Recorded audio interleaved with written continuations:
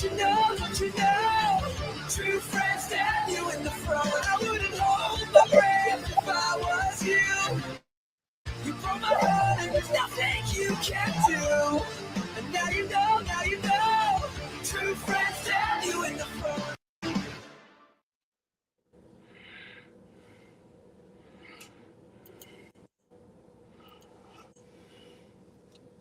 Welcome in to Tiger Talks Wrestling. I'm your host, Tony, joined by Eddie. Welcome in, man. How you doing, man? Yeah. Doing pretty good. How are you? Doing good. Just remembering two wrestlers from, well, one's not from my decade, one is from my decade. You know, anybody that watches the show, please give thoughts and prayers out to Virgil's family. I met Virgil as a kid, and he was a really nice guy. You know, without him, I don't see Ted DiBiase being what he was in the WWE. So I'm not putting down Ted DiBiase, but I think Virgil just made that character great. So let's just give a shout out to Virgil's family. And what can you say about Orla Anderson? You know, one of the original Four Horsemen. So shout out to, you know, my prayers go out to his family and all that. Both guys will be missed, and it's a rough week for the wrestling fans all over the world. So that's the only thing I got to say about that.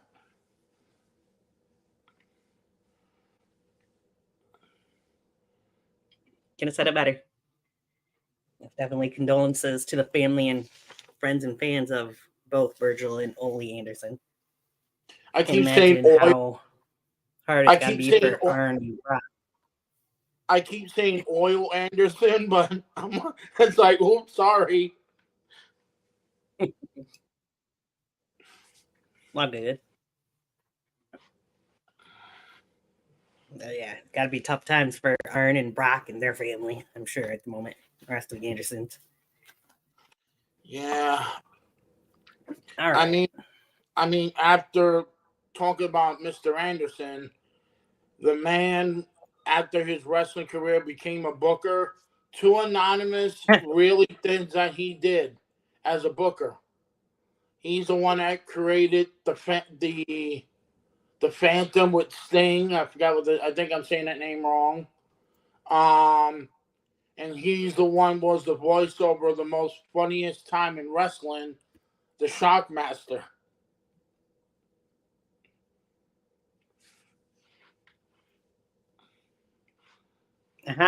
Nice. I didn't know he was behind that. Yes, he was, and he was even behind the one. Shockmaster, but... Yep, he wasn't the Shockmaster, but he's the one that created the voice, and we all know what happened with that.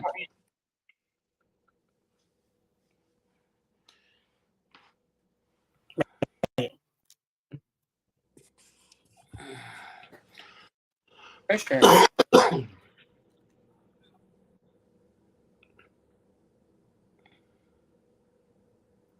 Yeah, like you said, for Virgil, there would be no $1 Million Man Ted DiBiase in the Hall of Fame, or even talked about being in the Hall of Fame, in my opinion, if it wasn't for Virgil and that whole storyline where Virgil ended up turning on Ted DiBiase eventually and winning the $1 Million Championship. Yep, and technically, if you go back into Virgil's career, he was not even supposed to be a part of the New World Order when he became Vincent. It was actually supposed to be the Godfather going over to WCW, but Hogan and Hall and Nash wanted Virgil because, you know, they knew Virgil's work. You know, let's not start about when he became a cowboy and called himself Curly Joe. I mean, that was another horrible thing, but without them guys, I don't, especially with Virgil, I do not see the NWO. They were strong, but Virgil made them better because he knew how to be a great manager. Right. Yeah, he did. All right. All that said, anybody comes in at any point wants to say anything about Virgil or Ole Anderson, feel free. Put that little thing here too in the comments. I can pop it up there, but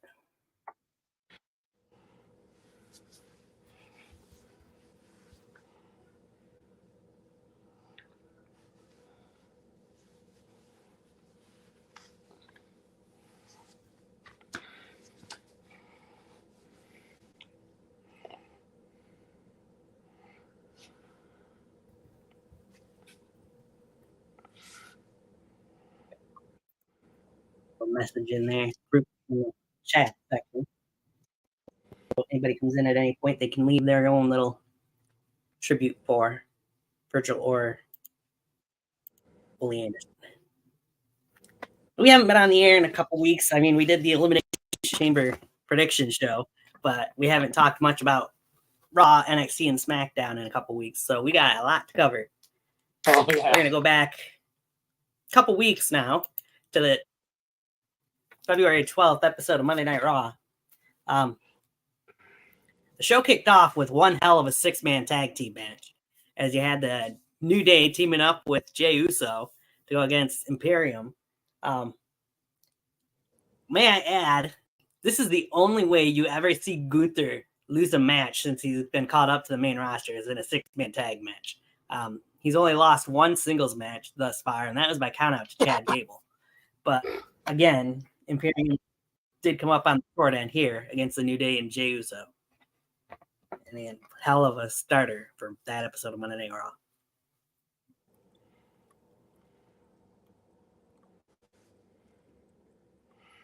Oh yeah, it was a good match, and you could see how these six guys work, especially Gunther. I mean, the guy's on a run.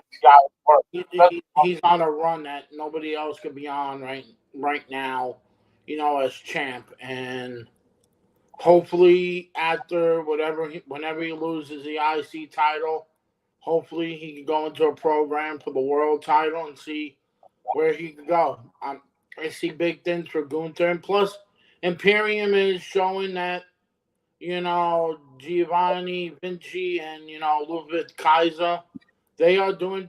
God, they're doing so good. It's a win. It's a win-win for the fans. Right.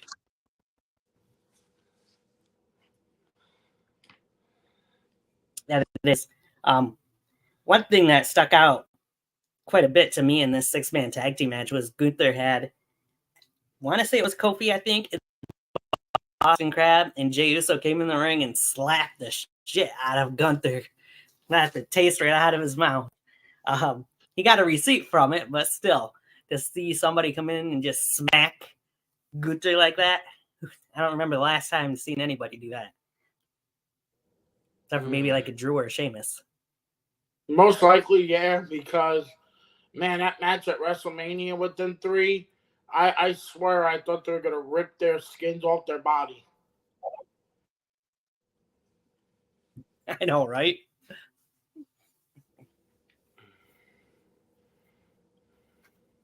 But it's a big win for Jey Uso as he pinned Giovanni Vinci to win that six-man tag going into his Intercontinental title match that we'll talk about when we get to the following week's episode of Raw.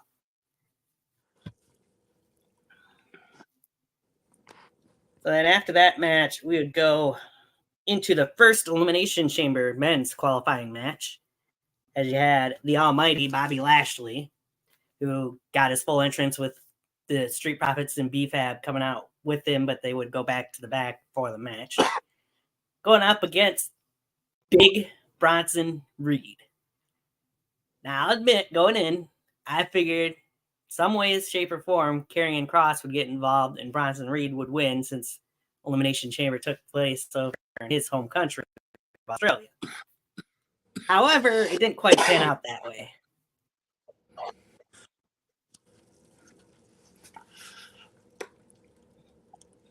Yeah, I agree with you with that. WWE likes doing that home country vibe. but Yeah. I was going with Lashley anyway because I'm like saying Karrion Kross and that group, the Final Testament, I feel like they're just dragging along to the road to WrestleMania. So, yeah.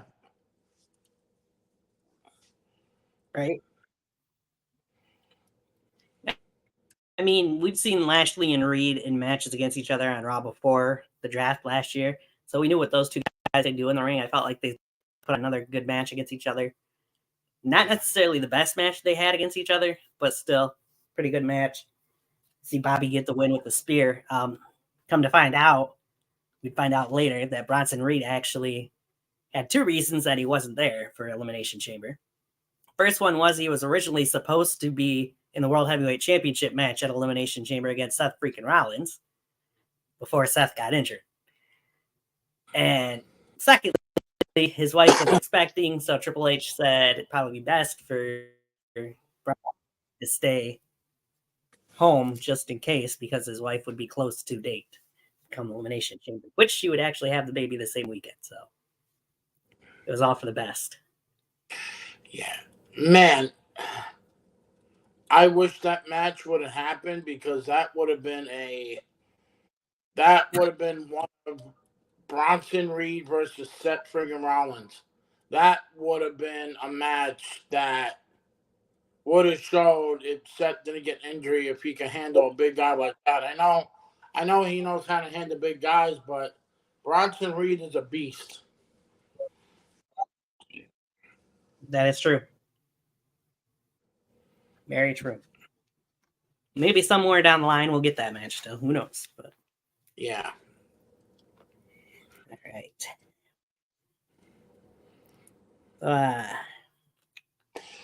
Let's get over. I mean, they showed another Jackie Redmond segment talking in the crowd from earlier in the day. Shinsuke interrupted on the screen, all that good stuff. Then you get Cody Rhodes coming out and talking about how things are going with the bloodline. But Cody doesn't get a promo to himself for very long before said World Heavyweight Champion Seth freaking Rollins comes out. And Seth mentions how he feels like it's his fault that Roman Reigns is the way that he is because of how things started with the Shield. And all in all, the main part of the whole promo, which was a really good promo between Cody and Seth, if you haven't seen it, I would say that's one thing to go back to this episode of Raw and watch. The one main thing to take out of this promo for me was Seth Rollins telling Cody Rhodes, I can be your shield. You don't have to fight this battle alone against the bloodline. Seth brought up great points during that promo. So, you know what? I did watch that segment. I actually felt like for the past couple of months since Triple H has taken over, the top stars have been getting these great promos. I mean, you got Drew, you got Cody, you got Punk, you know. I mean, yep. you got some great. It's like a ball of geniusness, you know. Seth is right about one thing. He created the monster after he turned on Moxley and Roman to join the not Evolution, but to join the corporate team, The Authority. The Authority, to join the Authority, and I get it. But look at the path that Roman took after. Nobody liked him, and he was a face, and they finally pulled the trigger. Right. They finally pulled the trigger. And look at him now. The man's almost, 3 years as world champion. I mean, that's amazing. And yes, Cody. 3.5. Yeah. Cody needs the help because the bloodline will always be there. And Seth is the right one. But yeah, it was a great promo, and now it makes the WrestleMania match even more interesting to see what happens.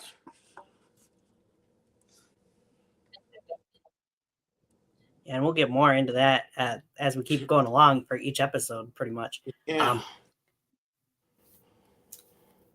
Problem I feel like they're going to run into, though, is Cody and Seth are 2, whereas the Bloodline's got 4 right now. But we'll dive into that more later, too. From there, you got the first women's elimination chamber qualifying match of the night as John's favorite, Liv Morgan, would go up against Zoe Stark. I think we all knew Liv was going to win that match going into it. There's no reason not to have Liv Morgan in the Elimination Chamber with the history that she had with Rhea Ripley. I agree. And yeah, if we say more about Liv Morgan, John might get a little like, oh my God, my baby's in trouble. I know, right? Oh, we're going to be talking more about Liv Morgan. Don't worry. I know that. She had a decent match with. She had a decent match there with Zoe that she Liv won with Oblivion to advance.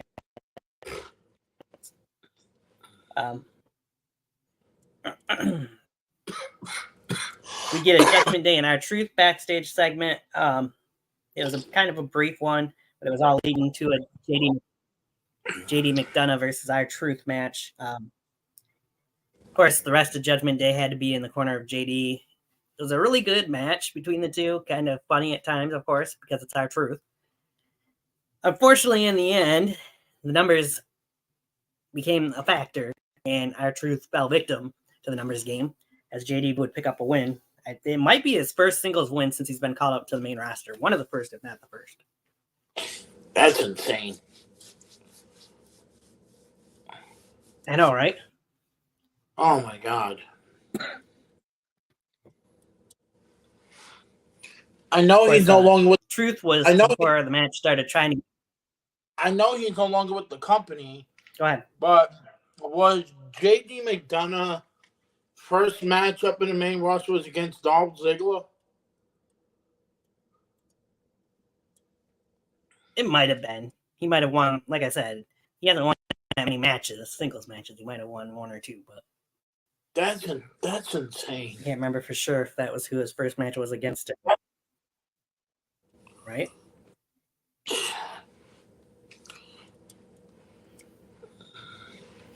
But of course, before the match started, our Truth was trying to get a hold of the Miz, trying to get Miz there because Miz wasn't in Lexington, Kentucky. Miz wasn't going to be able to make it to Kentucky in time either. But after the match, Judgment Day beats down our Truth until DIY comes out and makes the save. We'll get into more of that in a minute. Johnny and Tommaso would save him. Yeah. It's that. And then we go backstage to Sami Zayn and Cody Rhodes. Cody telling Sami that not just that Sami needs to get pretty much back on the right path and that everybody's rooting for Sami. Everybody's in his corner.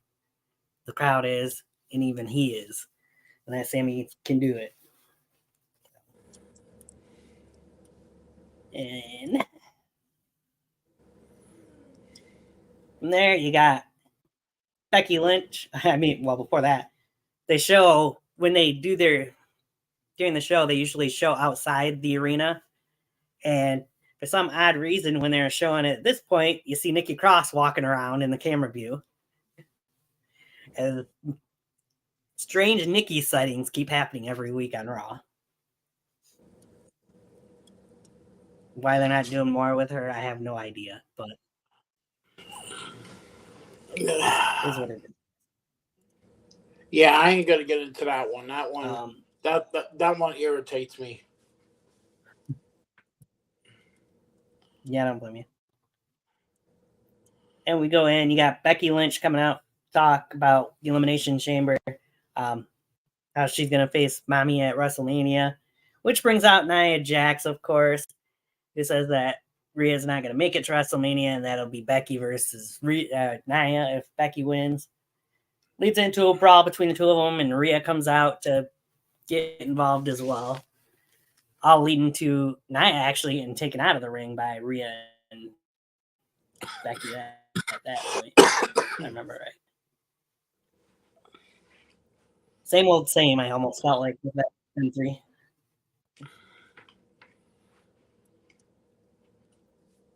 Basically. And Jackie would talk backstage with Drew about Drew's participation in the Elimination Chamber.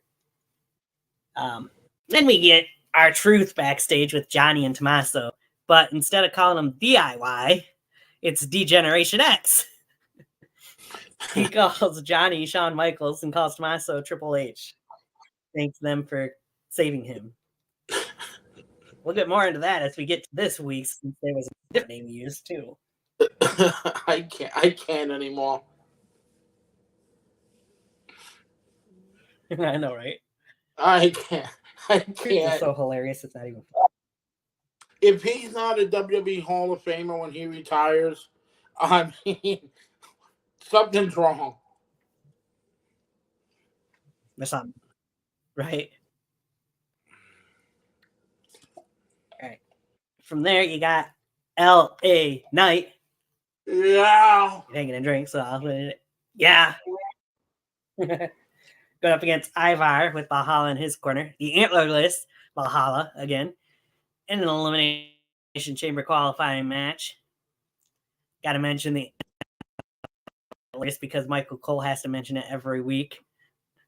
Big match like this, and Valhalla comes out without the antlers, so Cole was having a fit. But for these two, I felt like the contrast in styles actually matched up very well. I thought Ivar and Knight put on a really good match. I mean, we pretty much all knew who would win to advance to the Elimination Chamber, but still, they did have a good showing, both men, and I felt like in that match. Oh yeah. We already know who was going to win, like you said, but yeah, I mean, they got something there with Ivar. I mean, the guy is, if they ever decide to break up the Viking Raiders, Ivar could be a great single competitor and do what he has to do. Michael Cole's got to get over the horns from Valhalla. I'm like, why is he so worried about horns? Like, it's always something. I'm like, she don't want to wear something that's heavy. Shut up, you know. But yeah, we knew who was going to go to.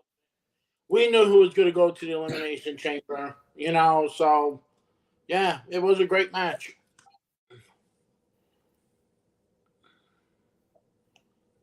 Yep. BFE for the win, of course, for Ellen. Had a little conversation backstage, nothing worth really talking about too much. The women's division with Adam Pearce backstage, setting up a match. And then you got the main event. Shinsuke Nakamura one-on-one with Sami Zayn. We know what those two guys can do. We've watched it since Shinsuke debuted in NXT back in the day. At, what was it, Arrival or whichever NXT show it was. These two never put on a bad match. Personally, to me, anyways. And this was no exception. Another really good match. I hate the way it ended, but I see why it did. Put it that way. Drew McIntyre, of course, coming out, causing a distraction, leading to a Shinsuke Kinshasa for the win over Sami Zayn.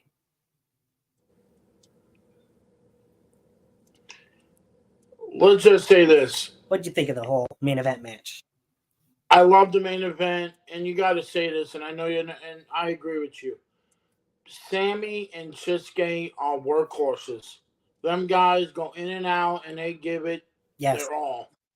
You know, I just don't know why it can't be a clean finish. Like, yeah, Sammy could have lost, but adding Drew McIntyre, it's like, why? You're ruining an instant classic to make it look like, oh, he can't win. Like, I understand that that's why you want to do it, but leave the match as it is. it was an instant classic. You know, you got two workhorses that basically give in and out, 9 out, give 110%. So that's my feeling. Right. Of course, after the match, you get the brawl between those three, and Cody comes out to make the save to end the show.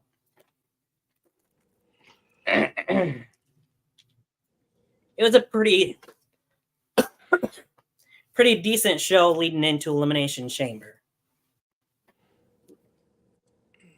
It was. It was getting set up for it, still a little halfway.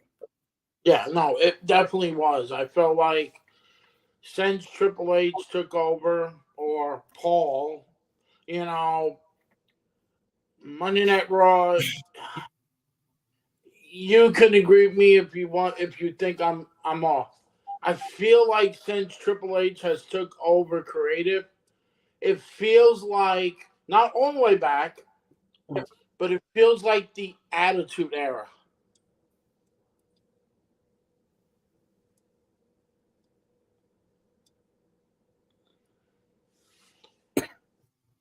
Yeah, I'd say in a way it does seem like it's pretty similar.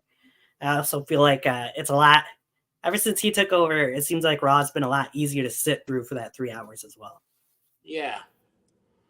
I mean, no offense with the pervert era, I couldn't sit through Monday Night Raw until the end of the third hour because it was boring.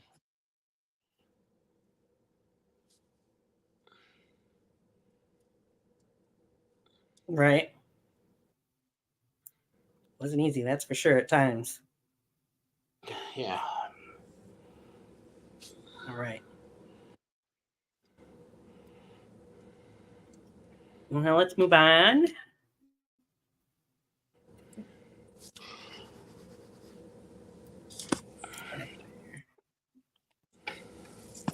we go.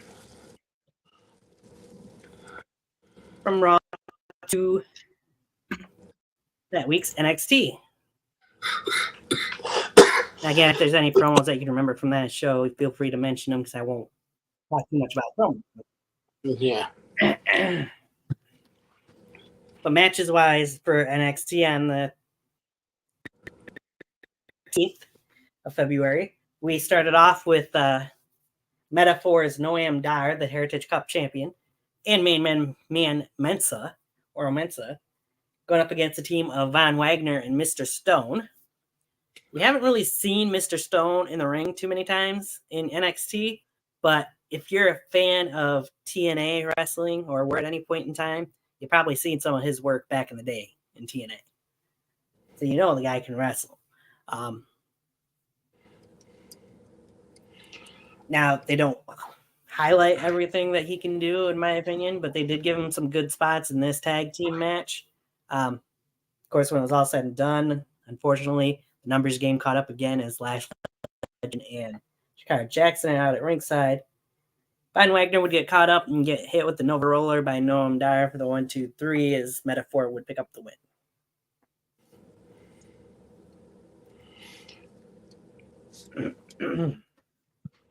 It's a typical Von Wagner match. Yeah, kind of was. I remember when he first came up and he turned heel, he was a monster. I mean, they really pushed him. Now I feel like he's the shock master of NXT.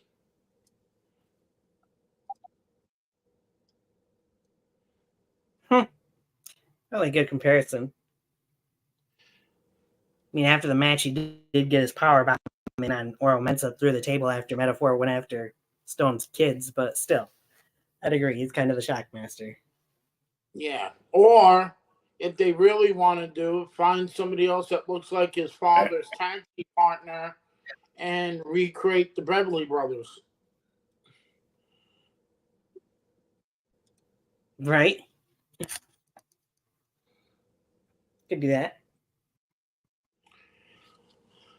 All right. From there, they would go into the Gallus Gauntlet, as Rich Holland would have to beat all three members of Gallus if he wanted to have a chance to fight all three of them anyway. He would pick up the win over Wolfgang, which was a pretty decent match. But then, of course, when he's in there with Mark Coffey, they go for a decent amount of time until Joe Coffey and Wolfgang get involved, causing the disqualification and the end of the gauntlet. And Rich Holland would then get a chair and beat up all three members of Gallus with that chair that was brought in, which will lead to what we get into when we get to this week's NXT. No spoilers yet. No.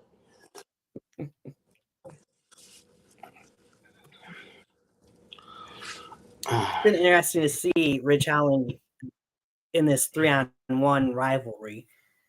Thought for sure he'd get some help, but it looks like it's going a different way when we get to how things turned out this week.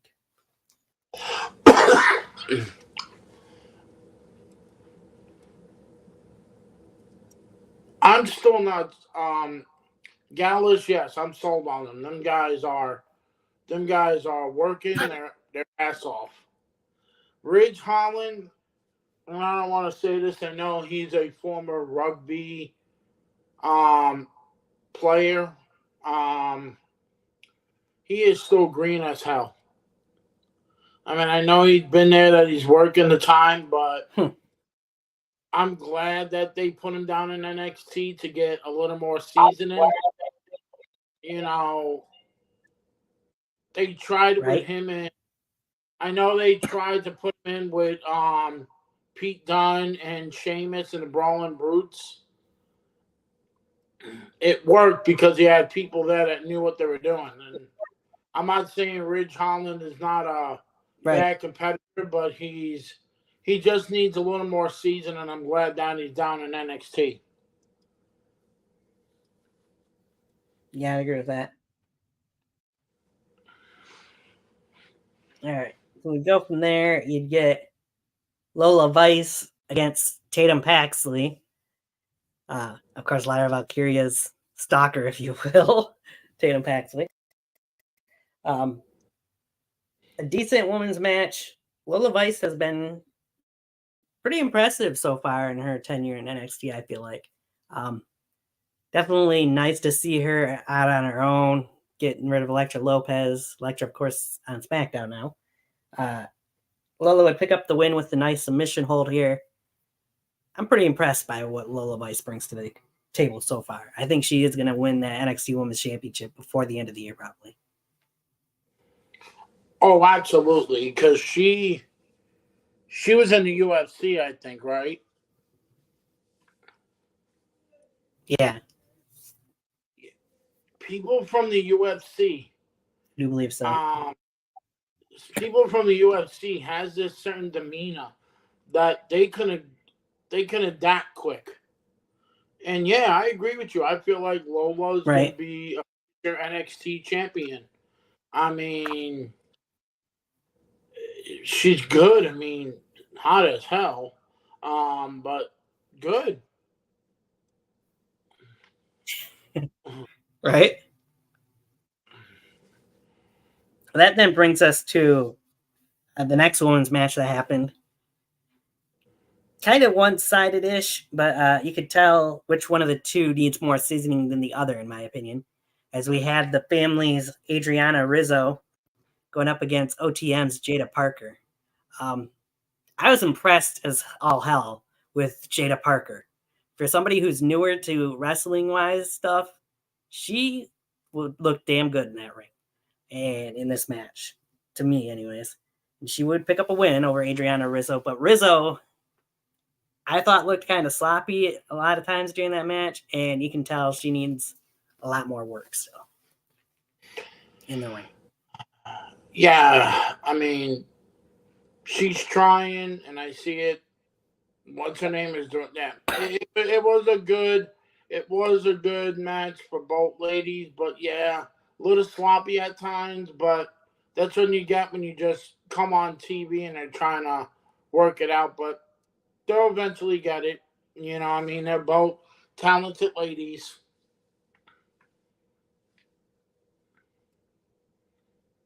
Right. Rizzo's definitely interesting on the microphone, anyways, with the family. Yeah. So then we go from there. You get this random match between Carmelo Hayes going up against the wacko Joe Gacy for some odd reason. Interesting match between the two. Of course, Dijak still wants a piece of Gacy. He'd get involved towards the end of the match. Carmelo would hit his move. Melo don't miss. Melo pick up the win. 1-2-3 over Gacy. I almost feel like it's what happened after the match that was more interesting than the actual match itself with the distractions during the match. That being, of course, Dijak beating up Gacy. Not just beating him up, though, putting him in a straight jacket, carrying him off in that straight jacket. I think a lot of people probably would agree that Gacy is a nutcase and he kind of deserved to be in a straight jacket, to be honest. Yeah. Yeah.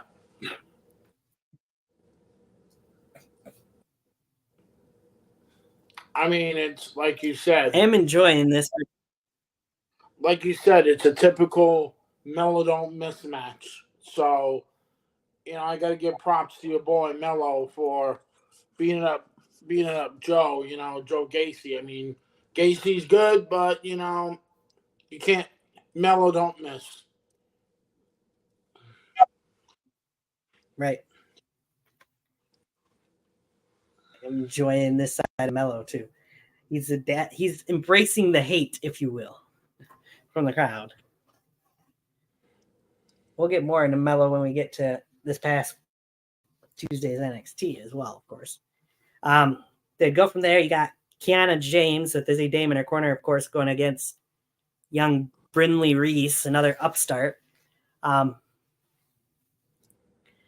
do you feel about Kiana James in ring wise, personally? Oh man, Kiana James she has that way to her, and she has talented. You know, she's talented. She's beautiful, but I don't know. It's like 1 minute she's vicious, and the other's like, I'm just here. You know, I think she does really pretty well Right. for a woman that looks like she's the daughter of IRS. That's kind of true. It does look like that at times. I feel like it depends on who.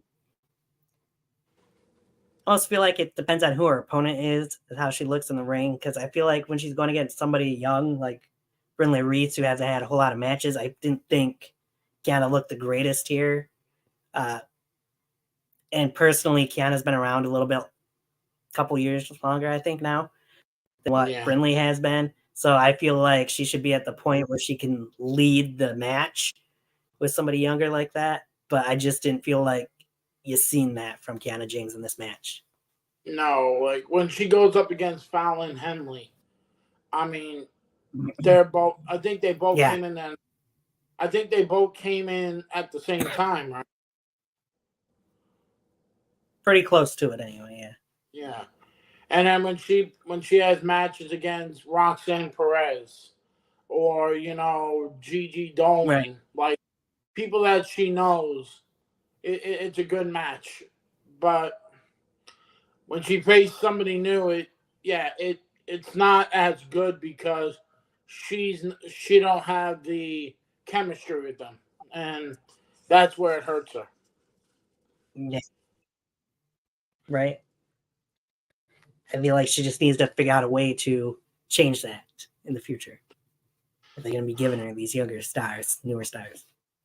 Well, and you know, Shawn Michaels has got to get her a better opponent.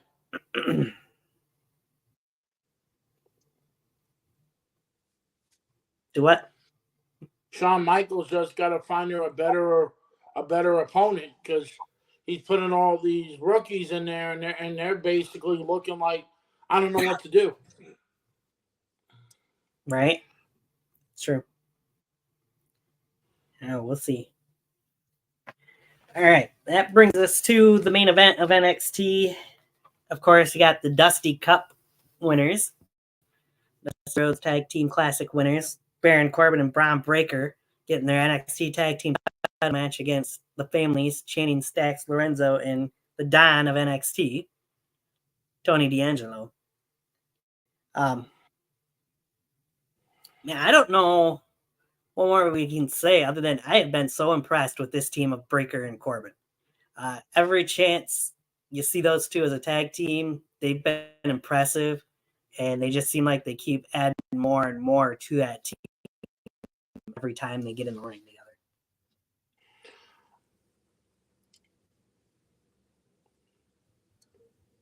I'm going to say this. I think Braun Breaker, in the past, he's been there, 3 years?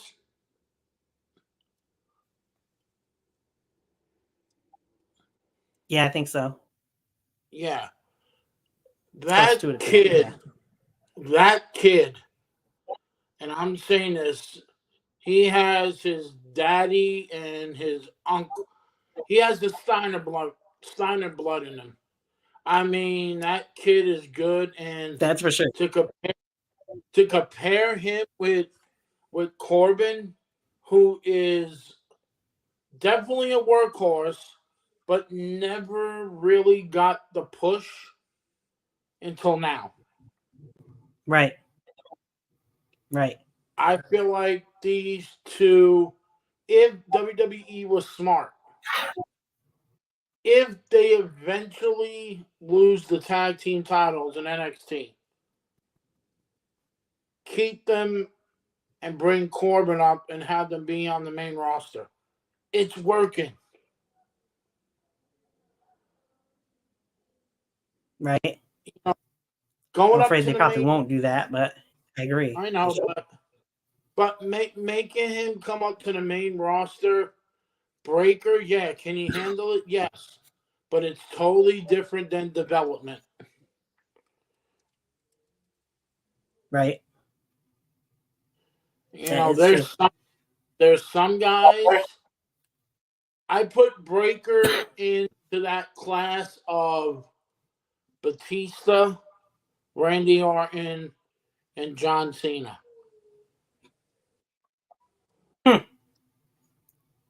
Those are some big league names to put him in the conversation with. And even Shelton Benjamin, because Benjamin was part of that Ruthless Aggression group. Right. I don't see him. I see him winning championships,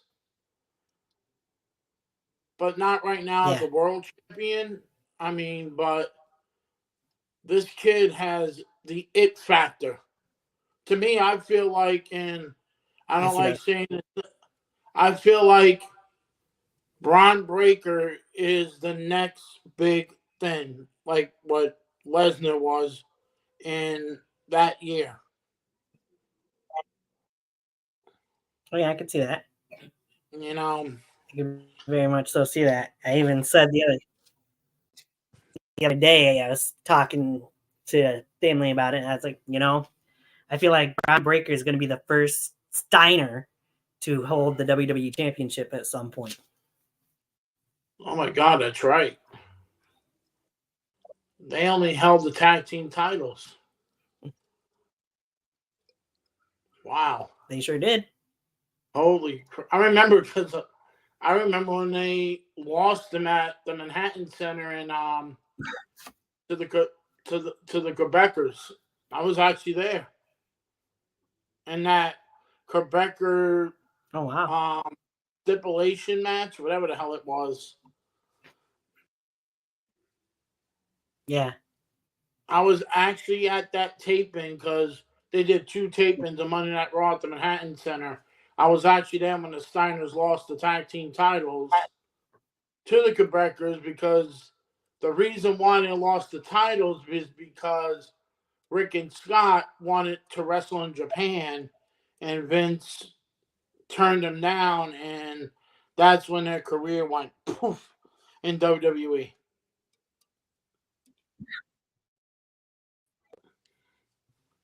Right. Right.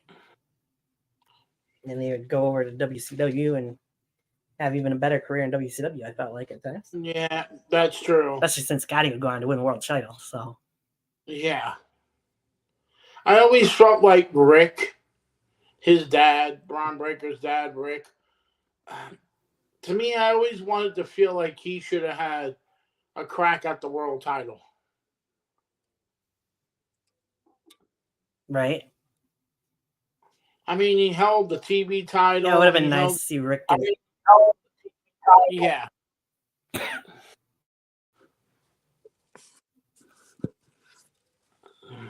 Yeah, I think he held the TV US and plus the tag team title in WCW. Did he held the United States too? But of course, I think he did. I won't swear to it, but I think he did. I'm pretty sure it might have been his NWO days, the later NWO versions. And I always wanted to see Rick He Steiner was the going heel up. dog face gremlin. I always wanted to see Rick Steiner going up against Chucky.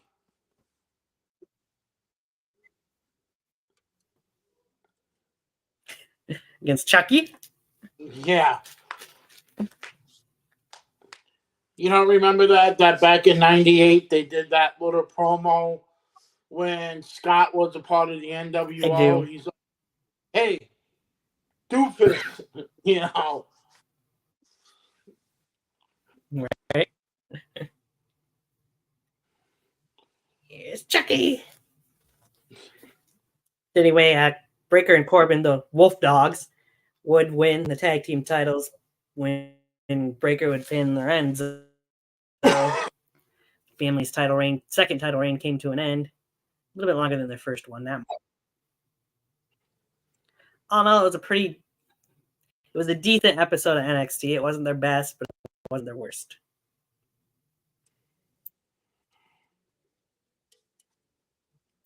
It's NXT. I mean, you're gonna get what you get. You know. That's true. All right, and we'll move on to Friday Night SmackDown. They would show The Rock arriving to the arena earlier in the day. And then you get KO, Kevin Owens, going up against Dirty Dom, Dominic Mysterio, in the first men's Elimination Chamber qualifying match. I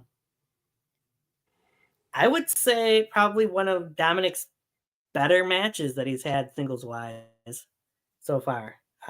Won't say his best, because I still think that his match with his dad was probably his best singles match thus far at WrestleMania last year.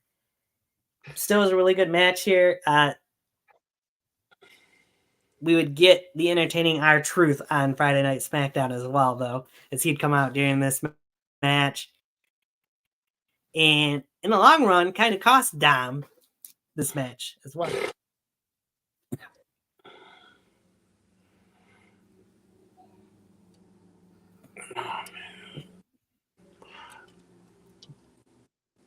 R-Truth. Dom was wanting to cheat and try. R-Truth yep, R-Truth is just magic.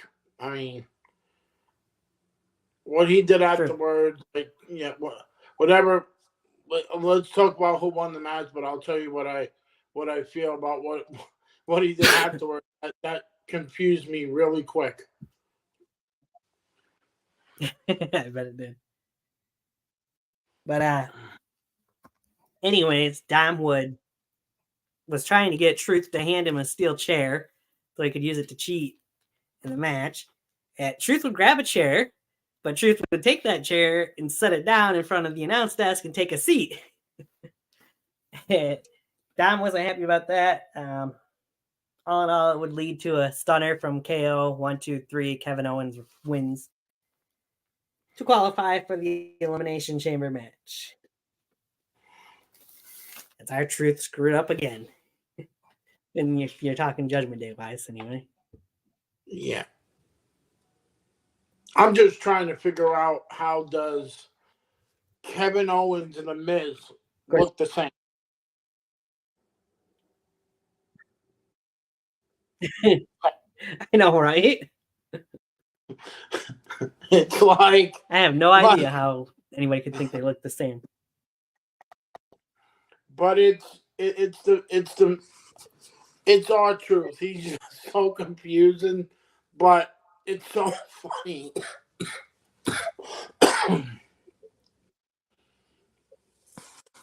Right? All right. Go from there. You got Caleb Braxton backstage talking to Drew McIntyre, who is qualified for the men's chamber. And in comes LA Knight. Yeah. Who also had qualified for the elimination chamber. Those two talk back and forth about how they're going to win the elimination chamber match and go on to win the world title at WrestleMania. Leads up to a brawl. Referees and officials come in to separate them, leading into a match next week between these two. Then you see the Bloodline arriving to the arena earlier in the day. Roman's all in a good mood, happy-go-lucky, all that, with being nice to Jimmy for once. So Logan Paul arriving earlier in the day. We then get Caleb Braxton backstage talking to Pete Dunne and Tyler Bate about how they got their tag team title match coming up. And Dominic comes in and mentions how there's no chance that Pete and Tyler are going to beat the Judgment Day Elimination Chamber. That's all that. And we got the first women's Elimination Chamber qualifying match, as you got Zelina Vega going up against Tiffany Stratton. Of course, the LWO is at ringside. Wasn't going to be at ringside at first for Zelina, but they eventually would come out because Legado was sitting in the front row behind the announce desk. So Elektra Lopez would cause a distraction. A pretty decent women's match here. The distraction, though, Tiffany would manage to hit the prettiest moonsault ever to get the 1-2-3. She advances to the Elimination Chamber. Zelina gets to go home, stay home.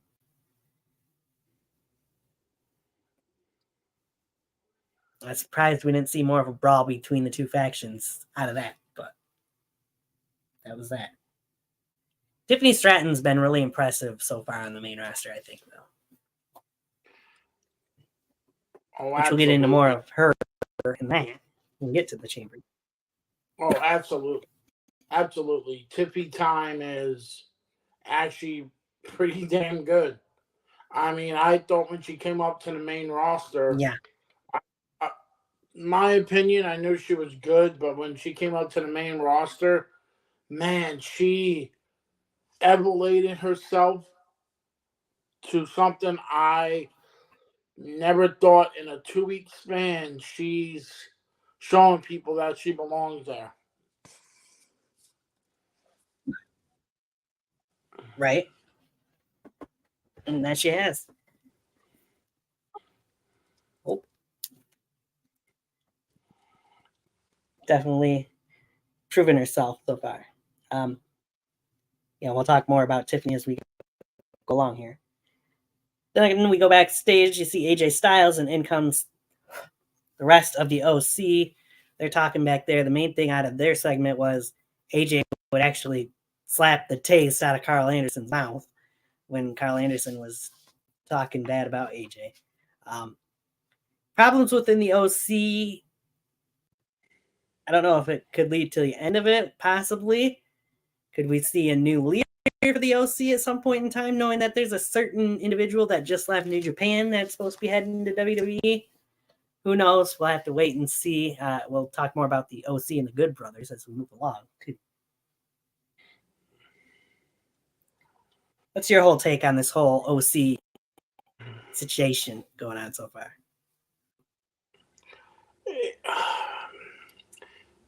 It's a little outdated.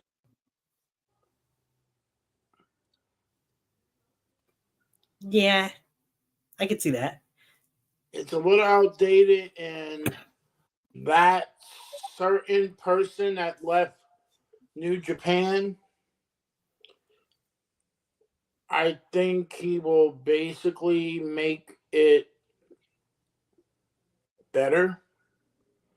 New face to the OC. Right. But we know that he's related. I don't know if he's related or he's just, you know, we know who he is, but we'll get to that like you said, we'll get that to in a moment. Will he join that group? So yeah, it's gonna be an Possibly. Who interesting. knows? We'll see. Yeah, I agree with you. The OC needs a facelift or just disbanded because it's been outdated for it's on and off again. Good Brothers next year could be gone. It's like how many times are you going to be in? How many times are you going to be released and Hopefully then come not. back? I don't want them to release, but that's how it is. Right.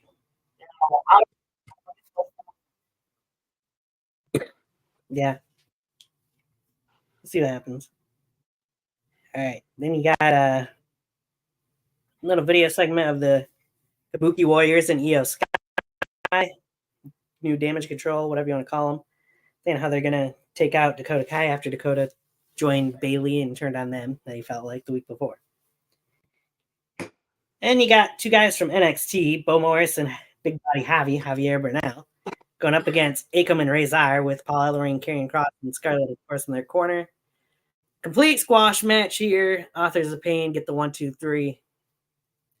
I don't think anybody would figure anything else would happen out of that.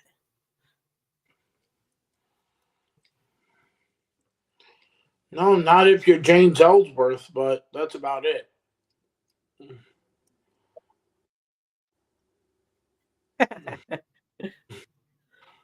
Right? Go backstage. Byron talk to Logan Paul about his upcoming chamber qualifying match. That's Raw. Waitress shown going into the Bloodlines locker room. We got The Miz versus Logan Paul in the Elimination Chamber qualifying match. These two had a match at SummerSlam a couple years ago. The SummerSlam match was so much better than this SmackDown match. It wasn't just Logan either. Miz and Logan both in this match looked sloppy at times. For the Miz being as veteran as he is, this was not that good of a match for either one of these two guys. Point blank period. Logan would pick up the win, as we all would figure, taking the U.S. title into the Elimination Chamber. But they've definitely done better.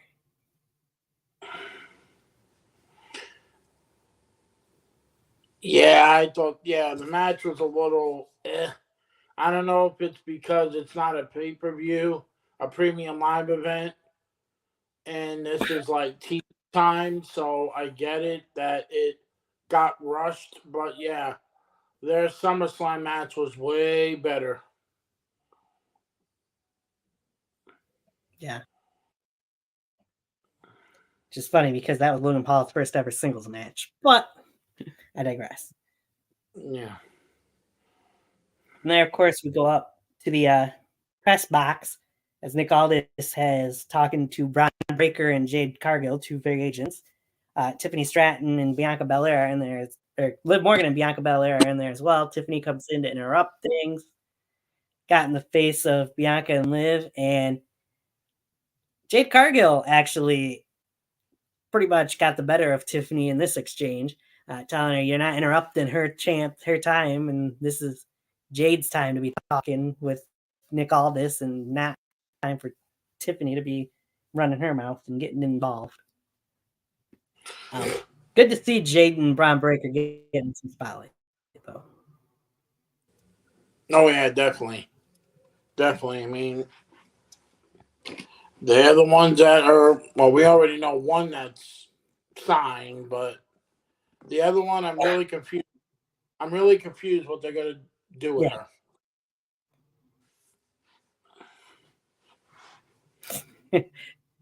Right? Paul Heyman shown talking to Grayson Waller backstage, leading into the next women's qualifying match, Elimination Chamber qualifier. It was supposed to be Shotzi versus Naomi, but Shotzi would get injured in the taping for the following week's NXT that we'll get into in a little bit. So she is replaced in this match by Alba Fire from the Unholy Union with Isla Dawn in her corner.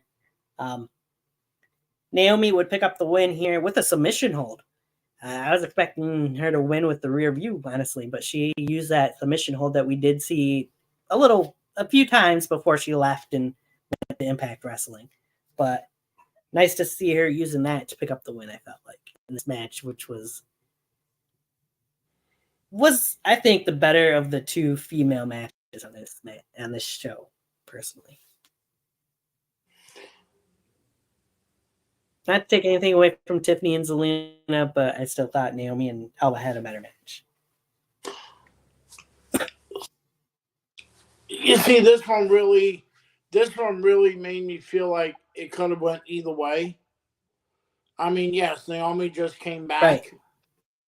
You know, more power to her. You know, I'm glad she's back. And then Alba, I think they are wasting her time on the main roster doing nothing with her. You know, so I felt like it could have been a toss-up. Yeah. And that move at Naomi, I felt like, I don't know, I felt like it was a botched, and then she was trying to fix it midway, and it looked sloppy on TV, but the right person won. But I felt like they could have went either way with Alba or Naomi. Yeah. From there, they go backstage. You see Bayley. Dakota Kai comes in trying to get Bayley to help her out because of Damage Control saying they're coming after Dakota. Bayley said she can't help Dakota out.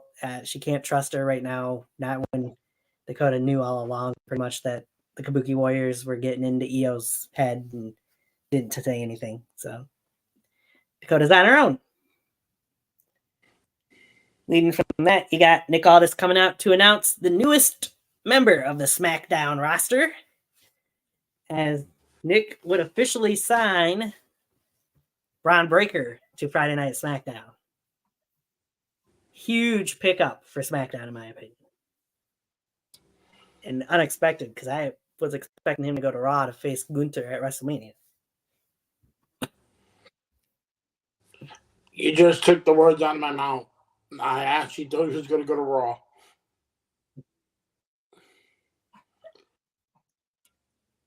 It'll be interesting to see how he does on SmackDown going forward, but wasn't expecting it. All right.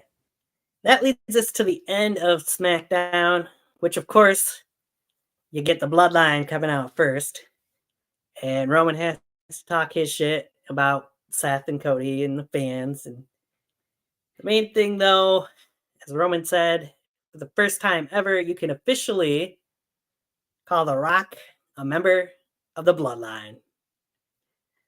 The Rock would then come out and had one hell of a promo, as only The Rock can do. Many things have been picked apart from that promo, though, online. The fact that at one point Rock says at WrestleMania he'll do everything in his power to make sure Cody is exactly what he is, and that is a loser. And when he says loser, he's pointing at and looking at his cousin, Roman. He mentioned a couple other things during that promo that almost made it sound like, is Rock really part of the Bloodline, or is he actually there to kind of cost Roman there?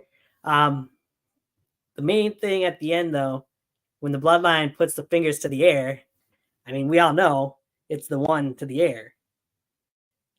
But not from The Rock. It's an L, is what we got from The Rock. So Are we reading too much into things? Or is something else cooking? Pun intended. Rock.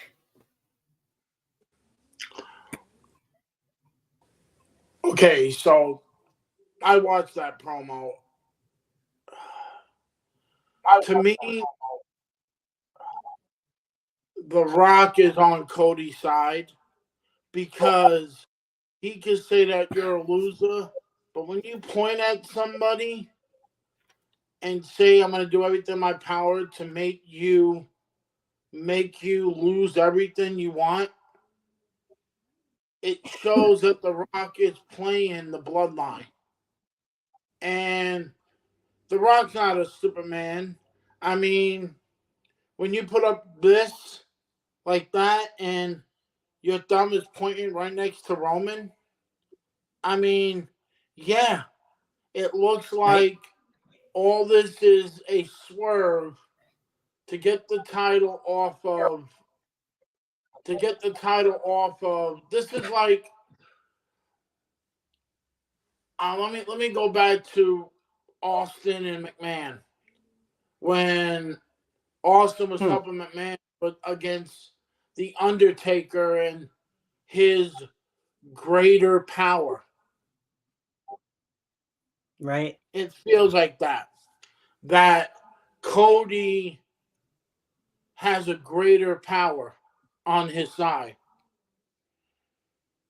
I'm not saying he's going to do a shitty job like McMahon did, but it's coming off like that. Exactly. It's coming off like that. The Rock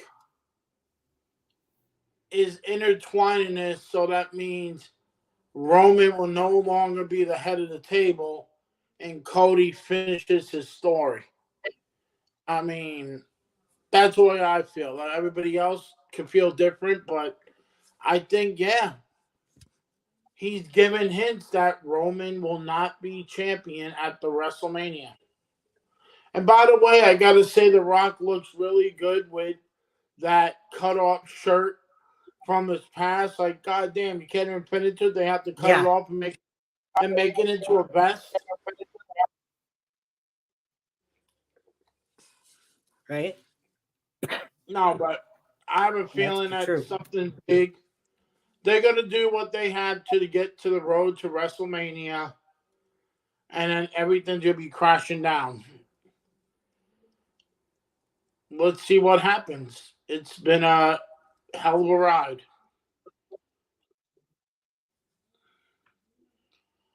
That's fine, yeah. And continue to be.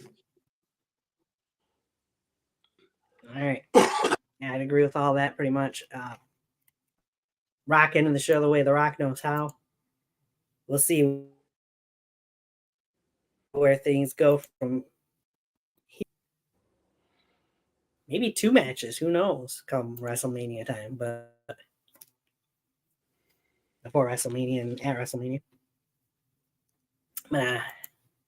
Let's switch things back over to Monday Night Raw from last week.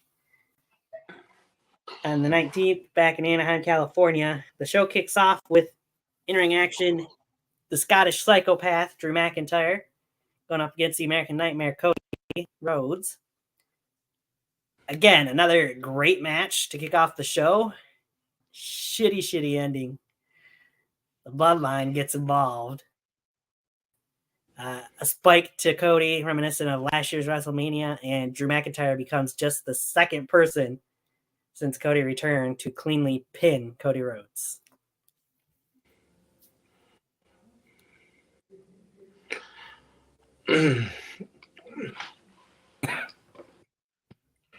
For a guy that complained about Clash at the Castle, about the Bloodline interfering and causing him his title match, basically took the win from the same group that basically cost him a title shot and be like, there's nothing wrong. You know, it's like, shut up. You've been bitching about it for the past couple of months that you felt like they took away your dreams, and then then you basically took a win and go like, it's okay, it's not me.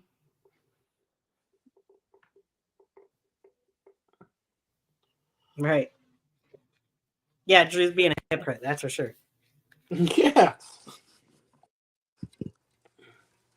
I think that's a good part. Of course, Jimmy and Solo just there because Rock mentioned they're going to make Cody's life a living hell going into WrestleMania. So, huge win for Drew. Shitty way to get it, but it is what it is. We know what it's leading towards. So, we get a great video package for Andrade El Idolo. Not just Andrade this week, it was Andrade El Idolo. It's going to be interesting to see what they do with him going forward because they're playing a lot into his roots in these video vignettes that they're showing. Yeah, I hope this time around they don't His heritage. I hope this time around that they don't fuck up his second coming. I mean, I feel like they need to build on his heritage. I mean, when he was in NXT, that guy got some great matches. But when he came to the main roster, it's like they didn't know what to do with him. And I hope another case of Vince not knowing what to do with an NXT. Yeah, and I hope that they give him a second push, or a third, or a fourth. I hope this time around they actually use him better. I feel like they will because Triple H was in charge of NXT when Andrade was getting pushed and was the NXT champion in NXT. So yeah, seems like he would, but we'll have to wait and see how things turn out.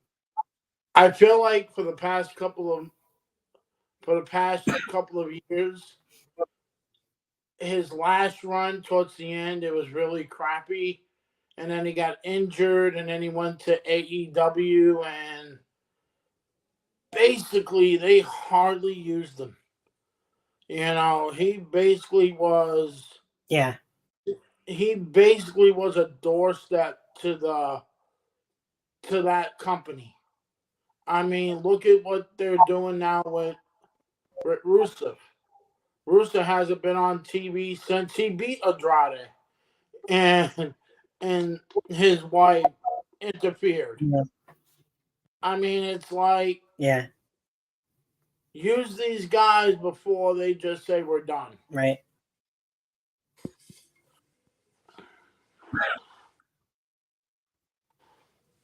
Yeah.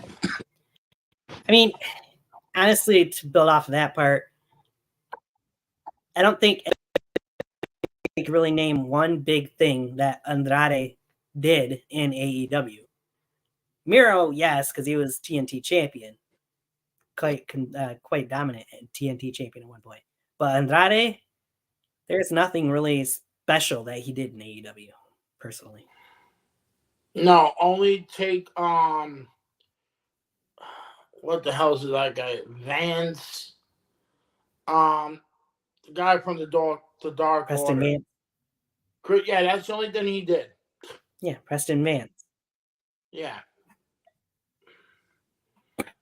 Pretty much. Anyway, back to Raw. They go to the trainer's room. Cody talks a little bit with Adam Pearce. In comes Seth Rollins, just looks at him, kind of shrugs his shoulders, and walks away. Pretty much Seth's way of saying, hey, you should have took me up on my offer.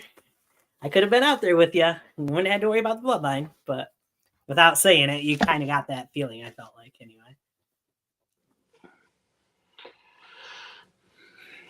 We move from there. You got the last chance battle royal to determine the final spot in the women's elimination chamber match.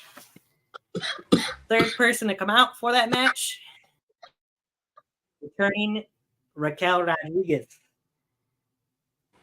So you had 19 women altogether in this match. A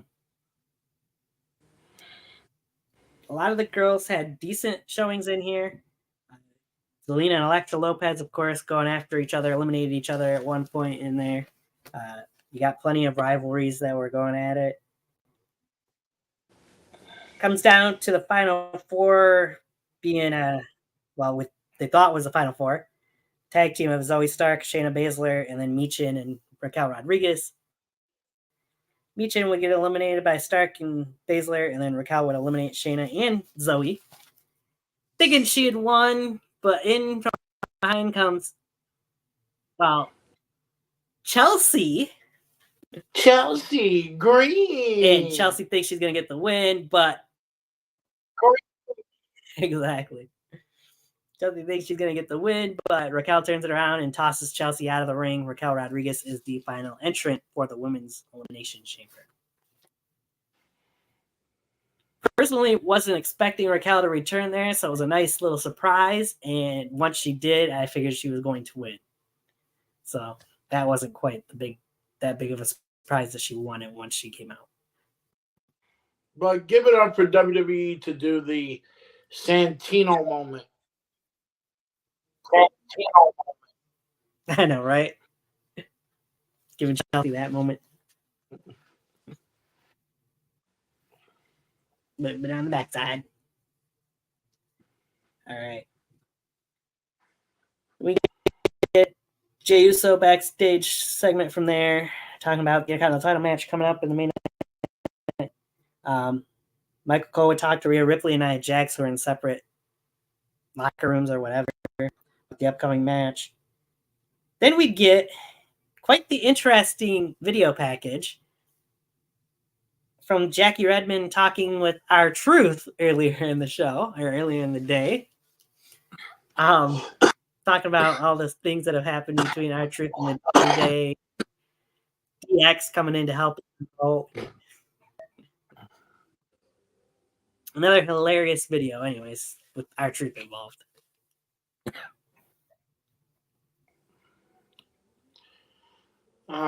Leaning into Judgment Day, talking in the locker room.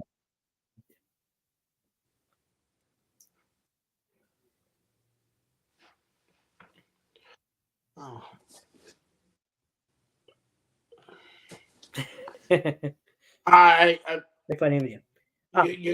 You know how I feel about R-Truth, but damn that. Right. Yeah.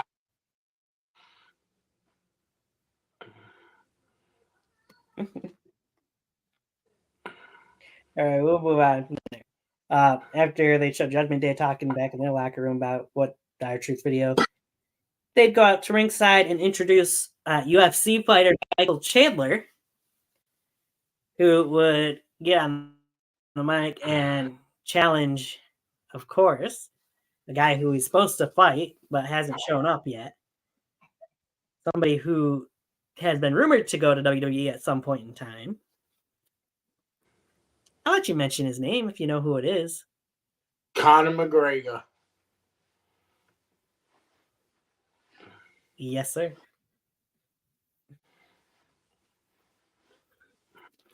Some people wondering maybe if that's a fight that'll happen at WrestleMania since they brought it up on Raw, but I personally don't think it will. Maybe the weekend of, with the whole UFC, WWE being owned by TKO and working together and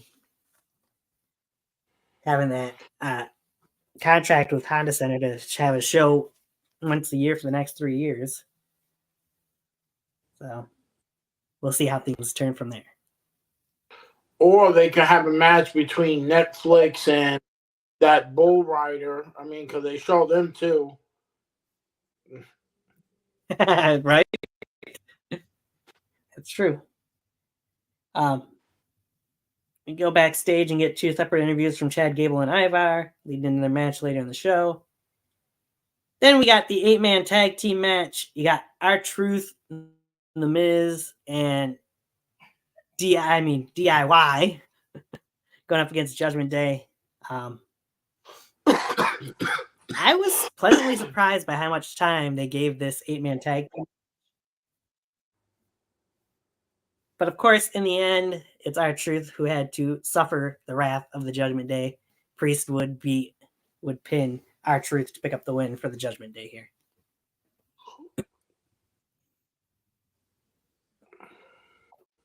Then you'd see Judgment Day celebrating after the match, and they came down to Miz, Gargano, and Ciampa sitting up against the announce table in defeat. Again, I'm not too thrilled. It was a really great 8-man tag match. I agree too. It was a great. It was a great 8-man tag match, and it was great to see Shawn Michaels and Triple H back in the ring after all these years. Right? But there's some. Speaking about this match, funny how they were doing. Speaking of this match, but there's a video out of them, all of them doing the DX chop in the ring, and everybody's cheering them for it. Yes. I remember that spot just before they went to commercial at one point during that match. Before I'm doing the suck it. All right. From there, they go backstage. You got Jackie talking with Sammy about his road to WrestleMania and how he still feels like he's got a chance to find a path, and he'll figure out a way to get into WrestleMania still. Then you get all 6 women that are involved in the Women's Elimination Chamber match coming out to talk about how they're going to win. And they're going to go on to face Rhea Ripley. Only Raquel Rodriguez would say, hey, who says it's going to be Rhea that's going to be going into WrestleMania champion? It could be Nia, and Nia's the one that took her out. So Raquel was looking for Nia. The 6 start brawling, and then Nia Jax comes out and lays out all 6 competitors. Definitely a dominant show from Jax there.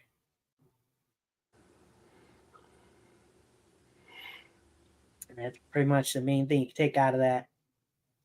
Tiffany Stratton doesn't really look that much out of place there, like you probably would figure somebody newer would, but I didn't feel like she did. You know what? Yeah, you're absolutely right. I felt like she, she's the baby face of the group, but she looked really good in that spot. Like, okay, I'm here. This is what I worked for. So, yeah, she didn't look out of place. Right. From there, they go backstage to Gunther gets a little video segment leading into his match. You get a video from Shinsuke Nakamura talking more about Sammy's path and leading into their match that we had this past Monday, or this upcoming Monday, whatever. And then you get Chad Gable one-on-one with Ivar. And I've said it before, I'll say it again. Anytime you put Chad Gable in there with a big guy like Ivar, he seems to put on his best performances, in my opinion. And this was no exception. The things that Gable did off the ropes, even in this match, was incredible and not something you would expect to see somebody his size do to somebody the size of an Ivar.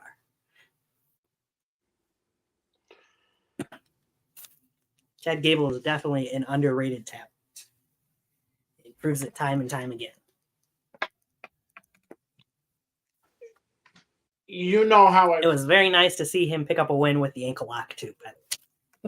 You know how I feel about Chad Gable. I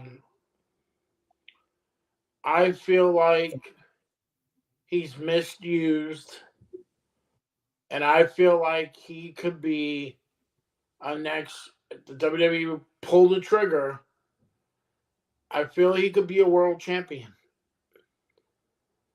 He's that damn good. I mean, he is our version. He is the current version of the Kurt Angle we used to watch. The guy is athletic, but they still dump him into weird ass matches. They still, no offense to Otis, I love Otis, but you got to break up that team and let Otis do what he wants. Otis is the big man; he can handle himself. Right. Gable needs to be a world champion. I mean, plain and simple. Yeah, I'd agree. He's definitely got to go on his own to get to that level at some point in time. All right. And there you get Kathy Kelly talking backstage with Drew. Drew mentioning how he won his match and pretty much didn't care that the Bloodline got involved, that a win's a win and the road to WrestleMania. Pretty much is what he was at. And then you get a New Day backstage promo. They talk about how next week they'll be facing off against Imperium again. Only this time, it'll be in a street fight. Leading into our main event. Main event, Jey Uso won up against the Ring General Gunther for the Intercontinental Championship. It sounds like a broken record, but again, just like at the beginning of the show, another great match with a shitty ending.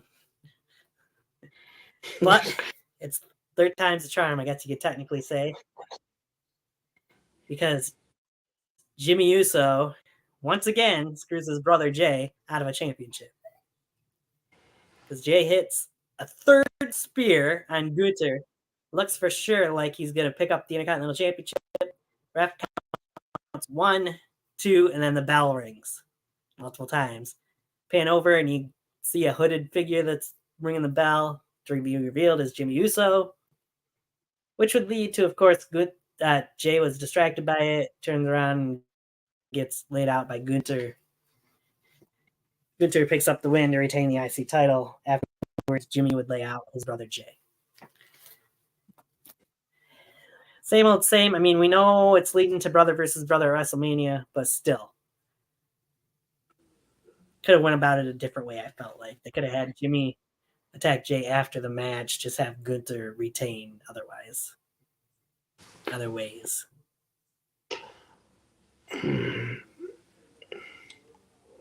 Well, reports. First of all, the match was good. Yeah, like you said, shitty ending. But there were reports that around 5 o'clock that day, that it was already penciled in that main event Jey Uso was going to win the Intercontinental title from Gunther. And then it got changed because... I seen that too. Because they wanted to set up that Mania match between the two brothers. To me, and maybe you can tell me if I'm wrong, right. We both have our different opinions. I would have loved to see main event Jey Uso defending the Intercontinental title against his brother at Mania. I don't see anything wrong because they're both two workhorses. Right. I would have loved it. I mean, it's no offense to the other guys with the way they're going towards for the Intercontinental Championship match at WrestleMania, what it's looking like they might be heading towards. But honestly, Jay and Jimmy, I feel like could use that. Not that there's not enough of a issue between the two guys, because obviously there is going back over the last year. But still, just the Intercontinental Championship, I think, would have elevated the match that much more. Most definitely. It would have... There's not a lot of brother versus brother matches at the Showcase of the Immortals. I mean, the last one I saw, and I was actually at the event, was Brett versus Owen in the opening match of WrestleMania 10. Yeah. I mean, they've done one brother versus brother match at WrestleMania since then. But yeah. But, but look what happened with Brett. He went on to win the World Wrestling Federation title again from Yokozuna. So that was... And that made the match at SummerSlam 94 a steel cage match for the title in Chicago. You know, I Right. felt like it would have been nice to see, but we get it. Gunther's going into some program with multiple guys, and we'll see what that is down the line. Right. We will. Excuse me. All right. All right. It's a cough fest. It's okay. Yeah. Let's say I'm fighting one myself, as you can tell. So Yeah. move on to NXT. Last week, of course, the week before because of Elimination Chamber going on. They kick off with Oafemi defending the North American title against Lexus King. Pretty much a squash match here. Oafemi would retain. If you want to talk anything about any of these matches, feel free to stop me at any point. I'm going to run through these until I get into the main event. Ren Sinclair would go up against Roxanne Perez in another short match that Roxanne Perez would get the win in. This match I do want to talk a little bit about. Brooks Jensen versus Josh Briggs, brother versus brother, if you will. When you look at this whole episode, watch this whole episode of NXT, I felt like this match was probably the best match on the show. And Brooks Jensen had his coming out party, if you will, in my opinion, in a singles role in this match. Not to take anything away from Josh Briggs, because I mean, Josh Briggs did pick up an impressive win with 2 clothesline from Hells at the end of it. But Brooks Jensen proved that he can go as a singles competitor as well, I felt like, in this match. Oh, absolutely. Absolutely. I mean, it's nice to see them guys. Yeah, they were former tag team champions. But yeah, it shows that these guys should go as single competitors. And I still think that JBL need to be what's his name's manager. Josh Briggs. Yep, Josh Briggs. I agree. Should have JBL in his I still corner. think that'd be perfect hearing. Yeah. I agree. From there, you got Ariana Grace versus JC Jane. The main story for that match was JC tried getting Thea Hale to cheat for her, and Thea wouldn't do it, but instead Jasmine Nix would eventually do the cheating for JC and help JC pick up the win over Ariana Grace. Which is all kind of stupid to me because JC Jane shouldn't need to cheat in any way, shape, or form to be beating somebody like Ariana Grace. I digress, though. It's like you're beating Santina Morella. I know. His daughter. Yeah.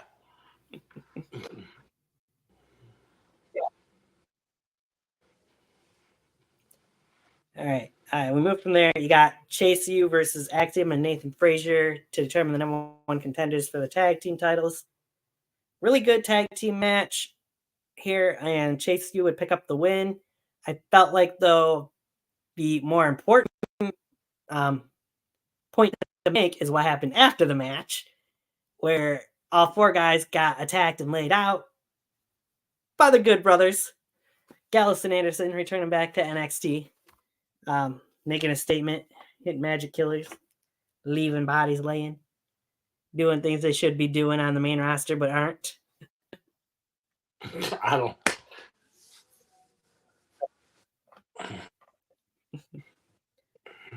And then you got Kalani Jordan went up against Lash Legend, Jakara Jackson and her.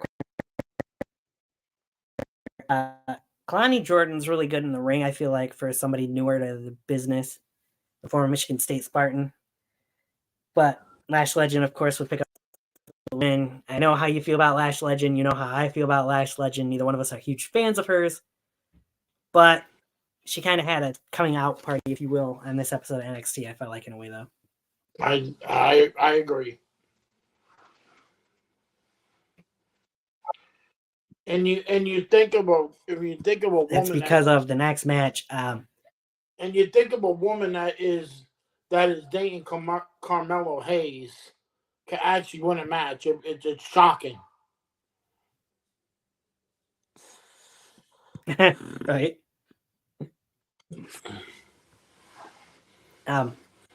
Reason I say Lash had a coming out party is because she had that match, but then we get Shotzi versus Lyra Valkyria for the women's championship, which of course didn't last very long because Shotzi would get injured.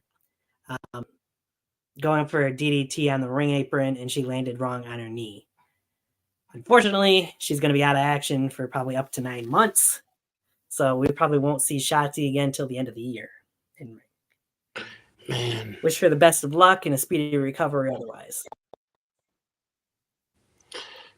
But after that being a no contest, go ahead.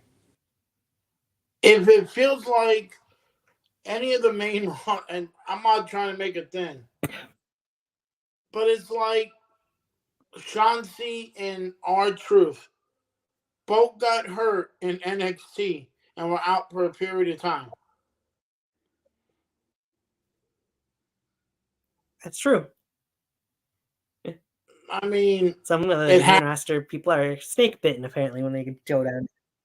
Yeah, it happens, and it sucks that Chauncey didn't have the chance to fulfill her match, but I just wish they didn't go to that half, what they do, picture to picture. I wish they would have just cut up the fee because it looked really awkward of Valkyria just standing there looking around, looking confused. It made it look a little like, oh, what am I going to do? Do I just stay in the ring? Like, cut the goddamn fee off. Right. Yeah, they should have there. I like picture-in-picture when it comes to the matches, but in a situation like that, I agree. They should have just went straight to commercial. Yeah. I know it's picky, but, it makes the wrestler look, the competitor look weak. Like, oh, do I just walk around? Like, no, just cut it. Like, if it's an injury, just cut it. So that means the wrestler, could break character to the live crowd, but when it shows it on TV, it looks horrible. You see, the worst part to me for that is that match was actually taped at the beginning part of the tapings for this, and then the following match was taped at the end of it. So there was plenty of time in between those two matches. Yeah. But they should just cut it instead of doing a picture there. Yeah.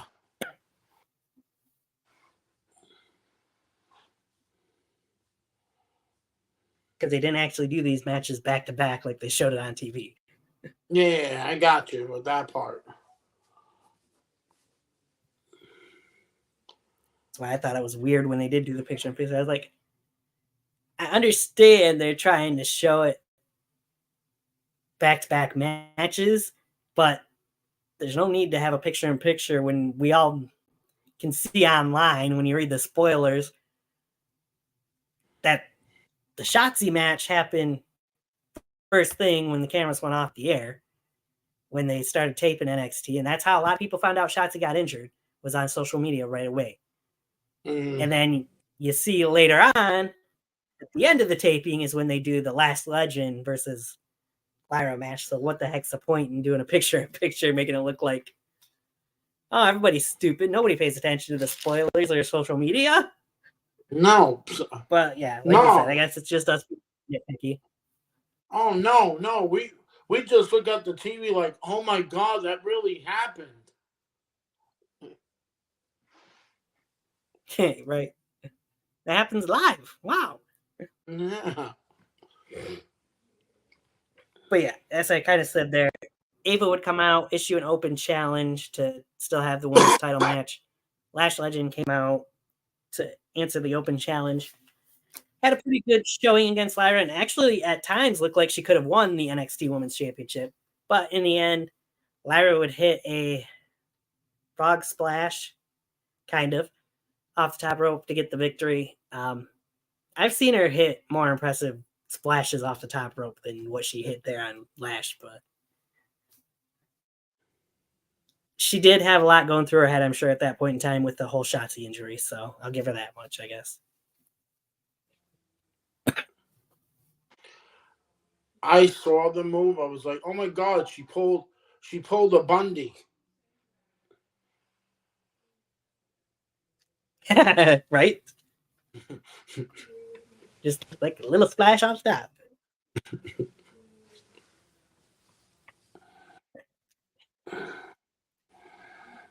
So that pretty much was that for NXT. Nothing too exciting other than the injury, which isn't exciting. It was just bad stuff for Shotzi. Move on to SmackDown.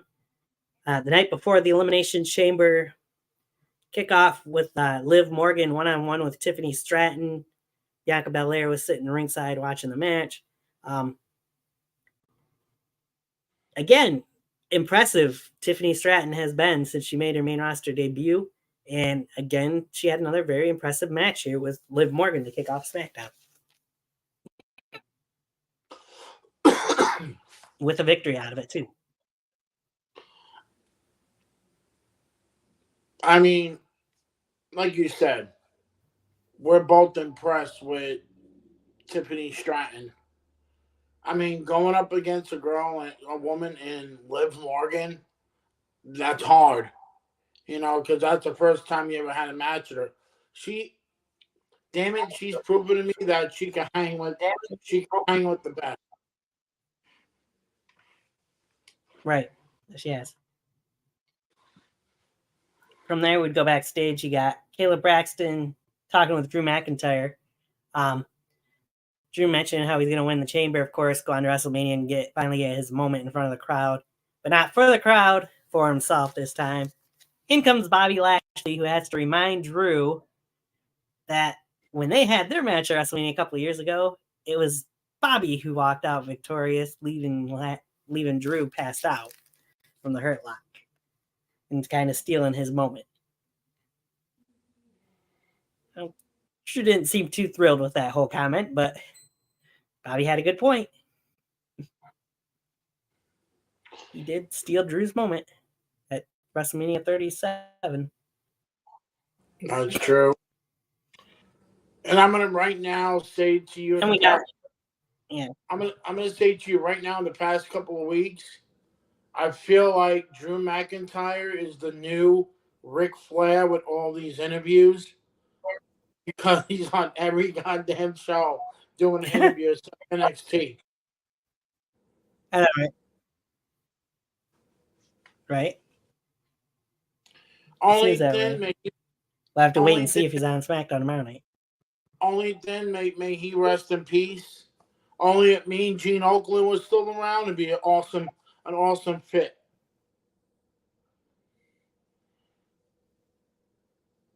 Right?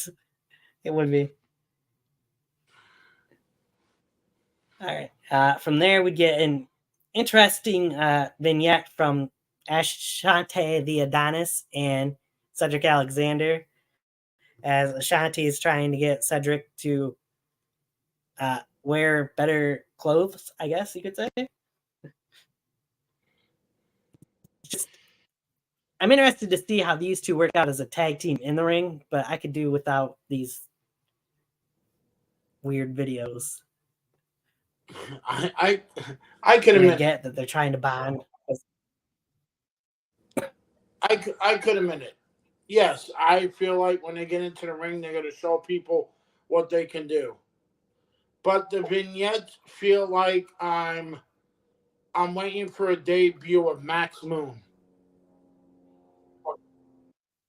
Yeah, right. I get that. All right. From there, they go backstage to the Bloodline, talking about how things are going to go down in Elimination Chamber. Nothing too important. And we got Bron Breakker's debut match as he faces Dante Chen from NXT. Pretty much a squash match here. Breakker gets the win with the Hellacious Spear. As we got another guy with a spear on the roster. You notice all three guys that use a spear for a finisher on SmackDown, too. Yeah.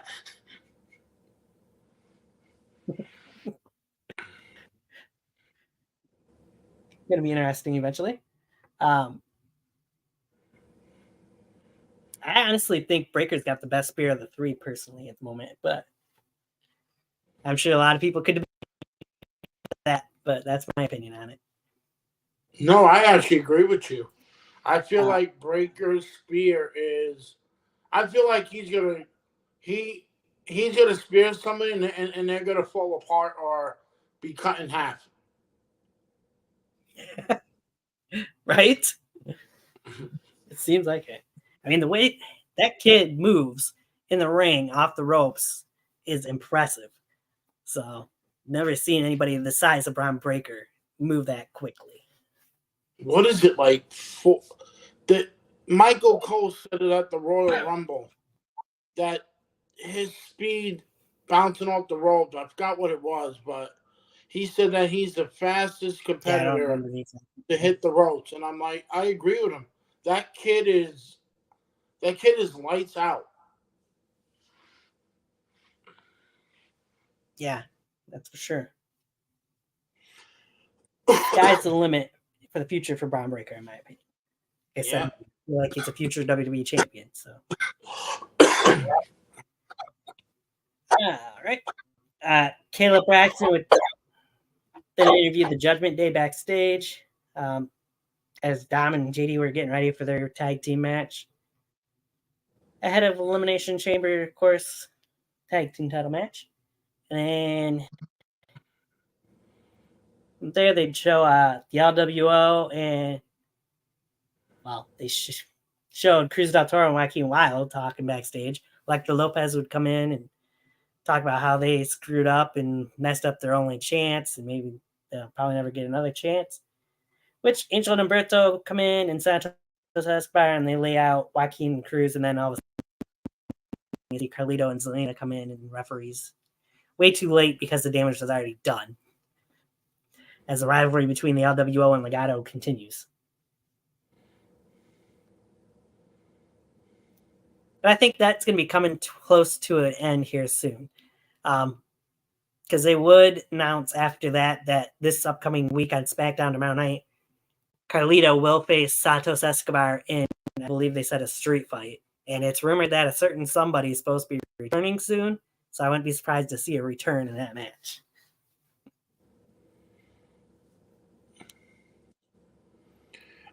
I just want it over.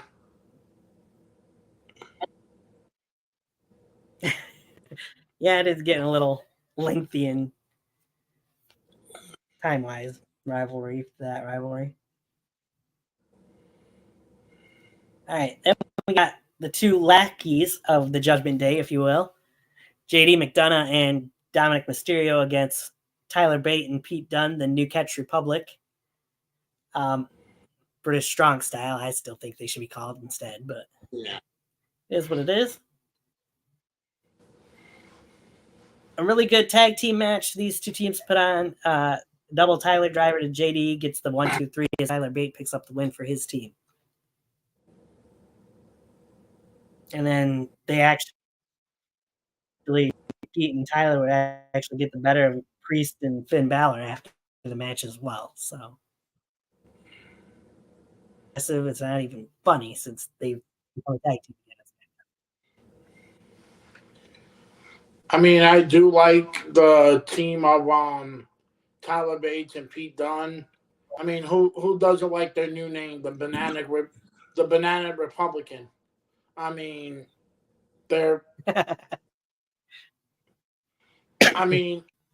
they're a good team. And next, when we talk about the Elimination Chamber, that new move that they did at the Premium Live event, it's a sick move but it shows that they're made for each other. Right? And we'll get into that more. From there, we go backstage. Austin Theory, Grayson Waller, and Logan Paul are talking. Kevin Owens comes in, talking crap about all three of them. Once he walks away, though, Logan Paul mentioned something that makes a hell of a lot of sense. He says, "Why didn't we just attack him? There's three of us. There's one of him." It's like, well, duh. Why didn't you?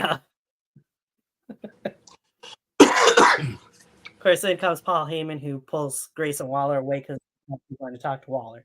So it's nice to see somebody actually bring up the topic that they should have done something, but they didn't do it, though. That's not something you see very often, or used to, anyways.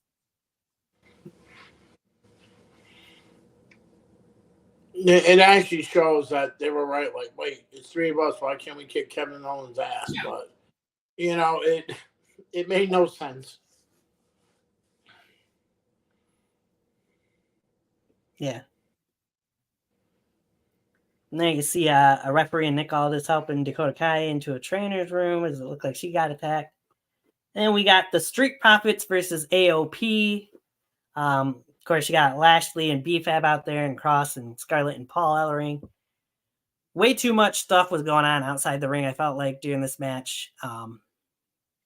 Kind of fluttered up the entire match. AOP, of course, picks up the win off of everything that happens outside.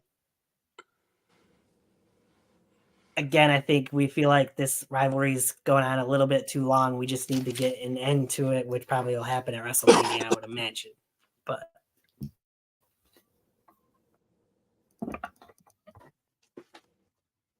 the Final Testament gets another victory.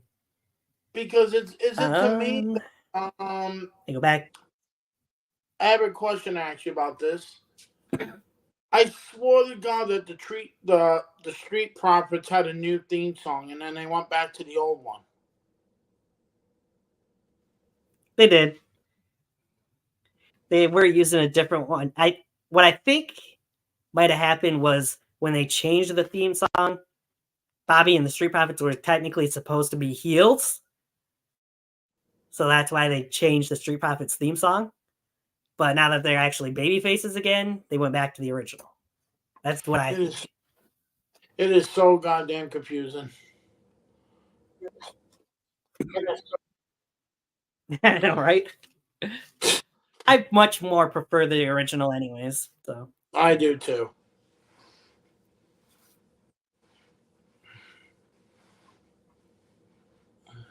But anyway, they go back to the trainer's room.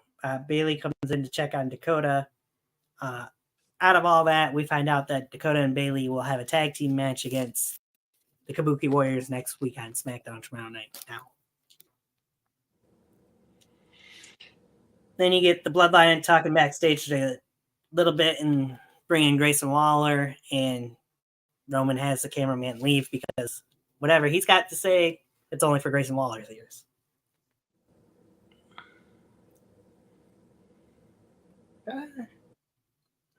And then we go again back to the trainer's room. He's with Bobby, B-Fab, and the Street Profits. Drew comes in and says, "I will pray for you," to Bobby Lashley. I prayed for this. Because, of course, they didn't mention Bobby Lashley did get his shoulder attacked by Karrion Kross with a steel chair during the Street Profits AOP match, injuring the shoulder, which would come into play at Elimination Chamber as well, which we'll get into. And that would lead us into the main event, LA Knight versus Drew McIntyre. Seems to be the trend over the last 2 weeks. A really good match. Pretty shitty ending, but it was also an expected ending, to be honest with you. You wouldn't really want either one of these two guys losing with the momentum that they have right now. So that's why I felt like You got Logan Paul started the match on commentary. Kevin Owens would eventually come out and join as well. They both would get involved. That's where the match comes to an end. KO decks Drew, leading to Drew winning by DQ technically.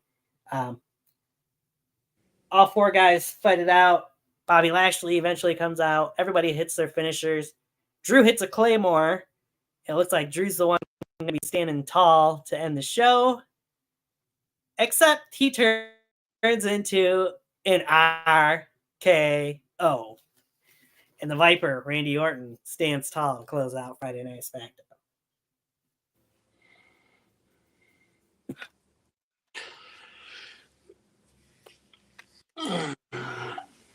I did skip over the press conference show or whatever you want to call it that they did for Elimination Chamber because there wasn't nothing that really mattered that happened on that show. So. It's a typical pay-per-view brawl before the show, before the actual pay-per-view.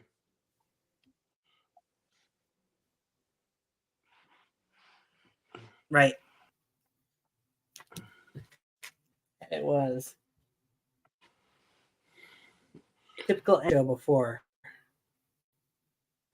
the premium live event. All right. Speaking of, let's talk a little about said Elimination Chamber, shall we? Mm-hmm. So, the show kicks off, of course, with the Women's Elimination Chamber match.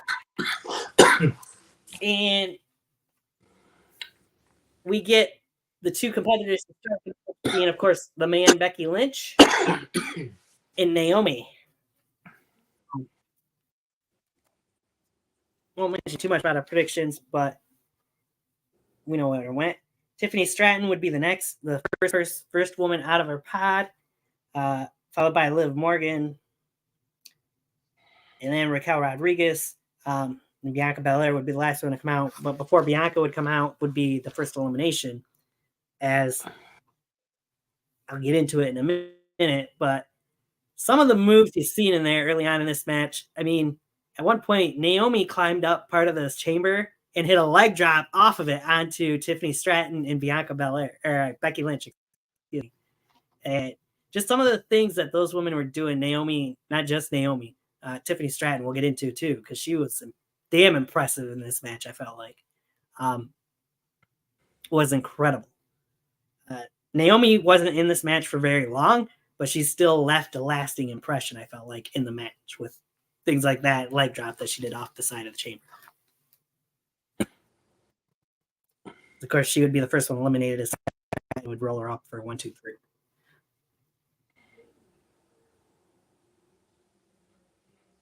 Yeah, that was, I mean.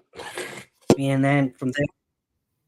Like you said, happened all the spots that they were doing in that match. What an excellent match it was. I mean, it was what it was. I mean, it was great. Yeah. But yeah, let's continue. I mean, after, I believe it was after Naomi got eliminated, Tiffany actually was on top of one of the pods and would hit a swanton bomb off the pod onto all the women that were outside standing underneath. I mean, that is insane for somebody who's only been on the main roster for a month, if that, and she's doing things like that. That's why I said the crowd was loving themselves some Tiffy time, and you could see why, because she was the next one eliminated after Naomi, but she still showed out for the amount of time she was given. She made the most of that time. Oh my God, yes. I mean, doing a swanton bomb off of the top of the pod, that is insane. You know, I mean, that shows that they have confidence in her of her abilities. I mean, I you know, if somebody says they don't like Tiffany Stratton, I think at Elimination Chamber, it was definitely Tiffy time. Agreed. Yeah, I wasn't a huge fan of her when she started in NXT, but I feel like she's kind of brought me around, if you will, in that whole Becky Lynch rivalry and everything we've seen since then. I think she graduated, and just saying, I know she's on the main roster. I think when she got into that program with with Becky, I think it showed that she could hit, that she could be with the big girls, and I think that's why she graduated, because when you're going up against the greatest and Becky, it shows that you could be up at the main roster.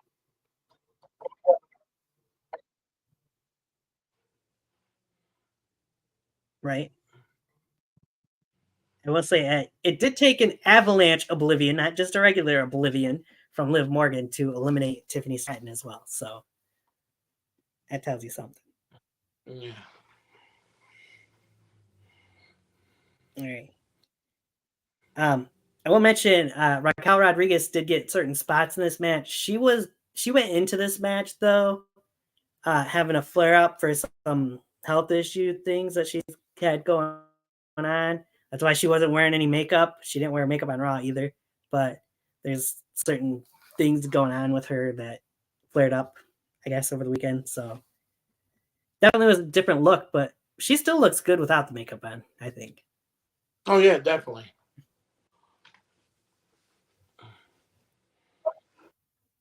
But she would hit her Tejada bomb. She almost did a double Tejada bomb actually inside the chamber.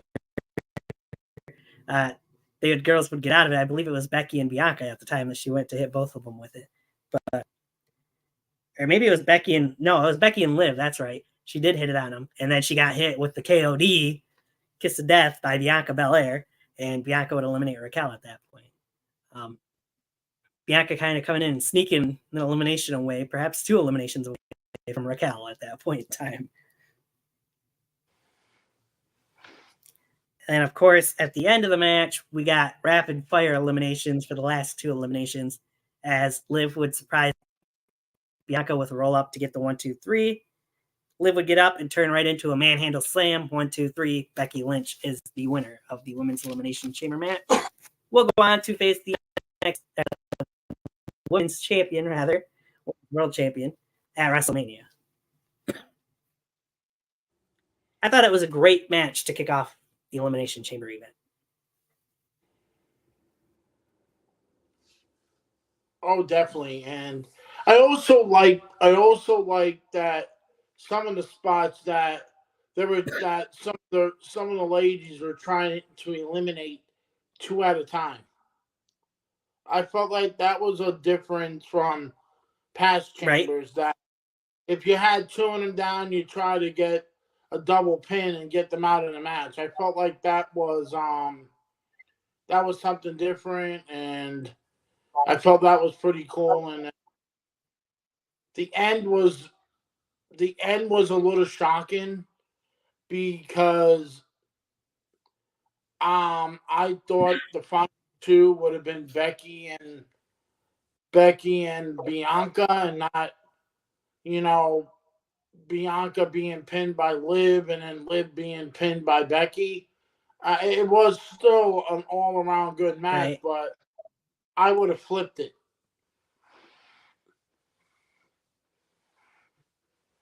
Yeah, I get that. Yeah, for one instant, what you're referring to there, Bianca at one point did her handstand moonsault onto 2 women at one point during the chamber and pinned them both, but they both kicked out.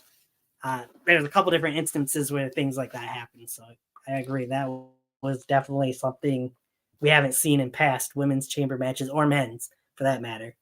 And maybe it's something that we could see actually lead to a double elimination at some point in time. And plus, wasn't Naomi trying to do the same thing too?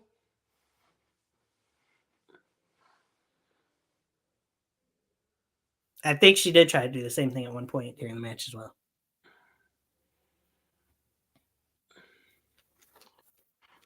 All right. But Becky won, as we all figured she would there. Kudos to her. Great match. Excuse me. So from there, we got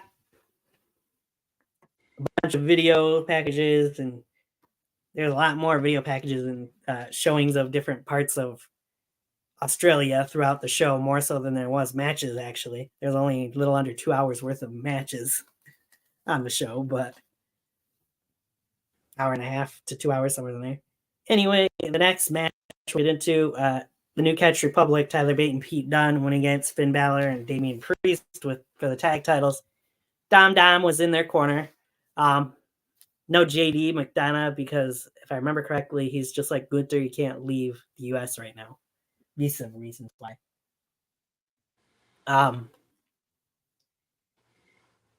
There's a lot we could say about this match, and you can pick out any part of it you want to. You kind of mentioned it a little bit on SmackDown. Pete Dunne and Tyler Bate brought out some new tag team maneuvers in here. Moves that looked like they should have won the match with, but didn't quite win it with. And this, to me, personally, was match of the night at Elimination Chamber. Thank you.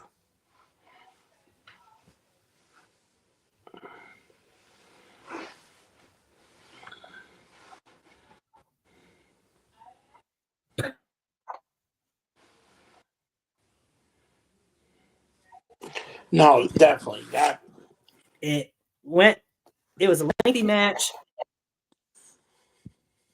No, go ahead. No, definitely. It was the match of the night. I mean, when you got, Pete Dunne, Tyler Bates, Damian and Finn just pouring their hearts out in that match. I mean, man, they were really kicking each other's asses in that match. And, it was what it was, yes. But it showed. And then I forgot the name of the new move that Pete and Tyler, it's something. It's the name of their town, but it's the Burning Bridge or whatever. I forgot the name. Birmingham Bridge or something. Burning Hammer. Yeah, something like that. Double Burning Hammer, just about. I mean, it is a different move, and it works for them.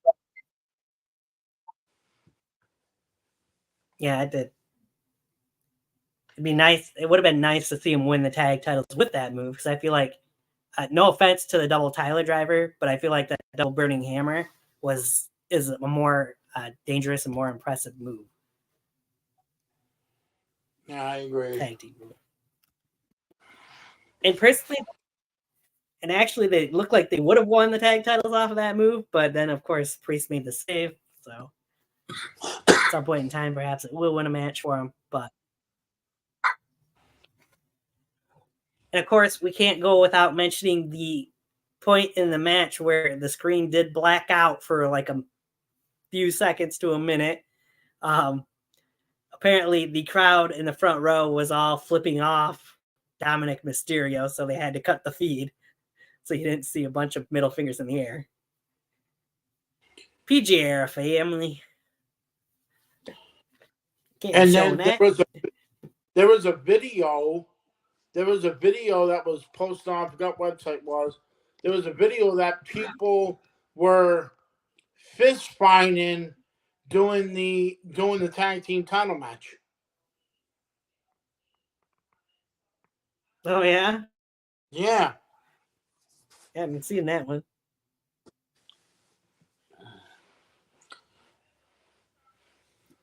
All in all, it was a great match. In the end, Finn Balor would hit the coup de grace on Pete Dunne to get the win. But did you see Finn's finger after that match? Oh my God. I was like, what the hell? Did his bone stick out?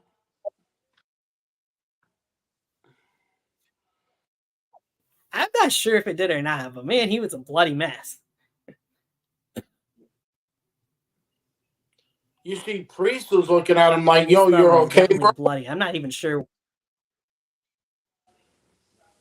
I know. All right. I don't even know where exactly it happened or how it happened, but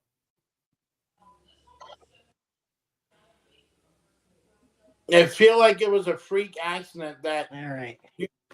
I feel like it. Remember when what's his name tore up his finger and what was it, Dash or FTR? One of the FTR guys jammed their finger and it got all bloody and shit, and it broke. Yeah. I forgot who it was. I thought it was like that. Oh my god! He put his hand got stuck in the.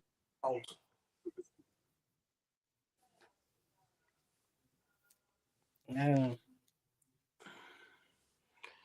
Hard to tell. We'll see if that. I don't think it'll impact anything for Finn, but definitely was interesting to see. All right. We get a bunch more videos after that. Shows different things of Western Australia, A&E shows, all that good stuff. And then we get the Grayson Waller effect. Wow. Actually get Austin Theory talking first, so he can be the one to introduce the Aussie icon, as they call him. Interesting to have Theory there. I mean, I said in the prediction show what I had seen online that it could lead to a tag team match. Obviously, it didn't, but it was quite interesting how this segment turned out in the long run.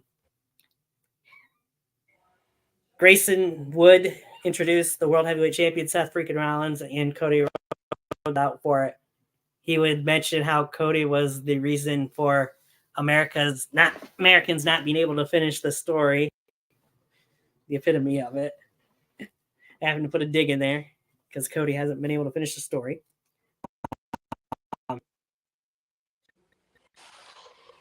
The big scoop we get out of the Grayson Waller effect, is that Cody Rhodes issues a challenge for a one-on-one match with The Rock, because Cody is still upset about The Rock smacking him across the face at the WrestleMania kickoff press event. So out of that, Theory would be a big mouth and mocking The Rock, doing The Rock's signature catchphrases, leading himself into getting a beat down from Seth and Cody, as Grayson Waller would just stand back and watch as his buddy got beaten up by the good guys. Theory kind of stuck his own foot in his mouth, really, in that one, but I have a feeling Grayson and Theory, the A-Town Down Under, and they're going to be a tag team for very much longer.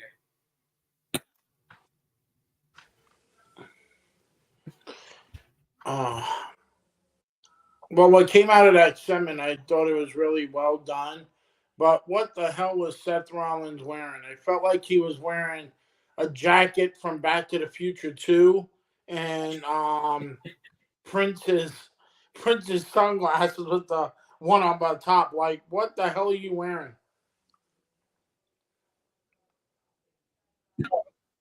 I know, right? It's great. So it's Seth. Yeah, out of it, Seth did say that he's going to be cleared in the next couple weeks too. So. All right, from there, we have videos. Show warming up. Then we got the men's Elimination Chamber match, which kicks off with L.A. Yeah.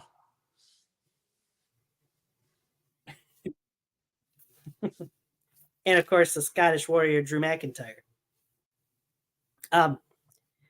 So before we get into the entrances and all that, when they were doing the entrances for the guys that were in the pods, it was definitely interesting to see the interactions between the superstars. Kevin Owens was first introduced, came out, got in his pod. Bobby Lashley came out next. A little stare down with KO. Everything was hunky-dory pretty much there. Lashley gets in his pod. U.S. champion Logan Paul comes out next. He gets in the face of KO, showing him the title, the U.S. title, and KO starts headbutting the freaking pod multiple times. Kind of could tell him and Logan Paul definitely are not going to be anytime soon.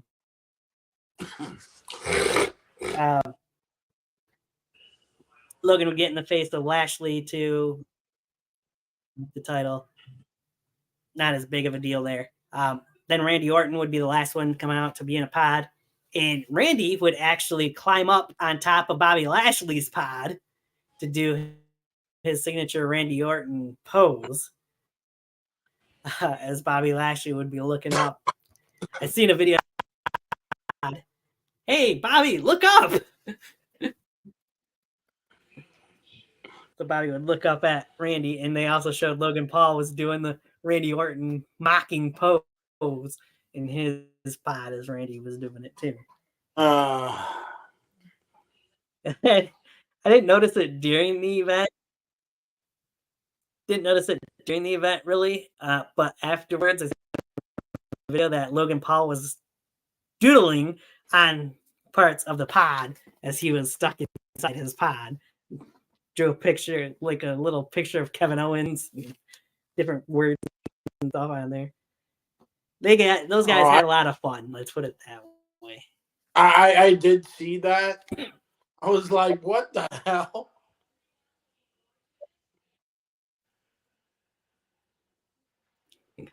Right? But anyway, getting into the match itself, like we said, LA Knight and Drew McIntyre started the match. KO would be the first one out of his pod. Then Lashley, then Orton, then Paul would be the last one. All 6 guys really got their moments at points during this match. As I mentioned, Lashley's injury from SmackDown the night before, which was really taped a week before, the shoulder injury would come into play, and Lashley would eventually eat a Claymore from Drew McIntyre. Drew gets a little bit of a measure of revenge on Lashley from WrestleMania 37, as Lashley's dreams of being in the world title match this year's WrestleMania went up in smokes thanks to that Claymore.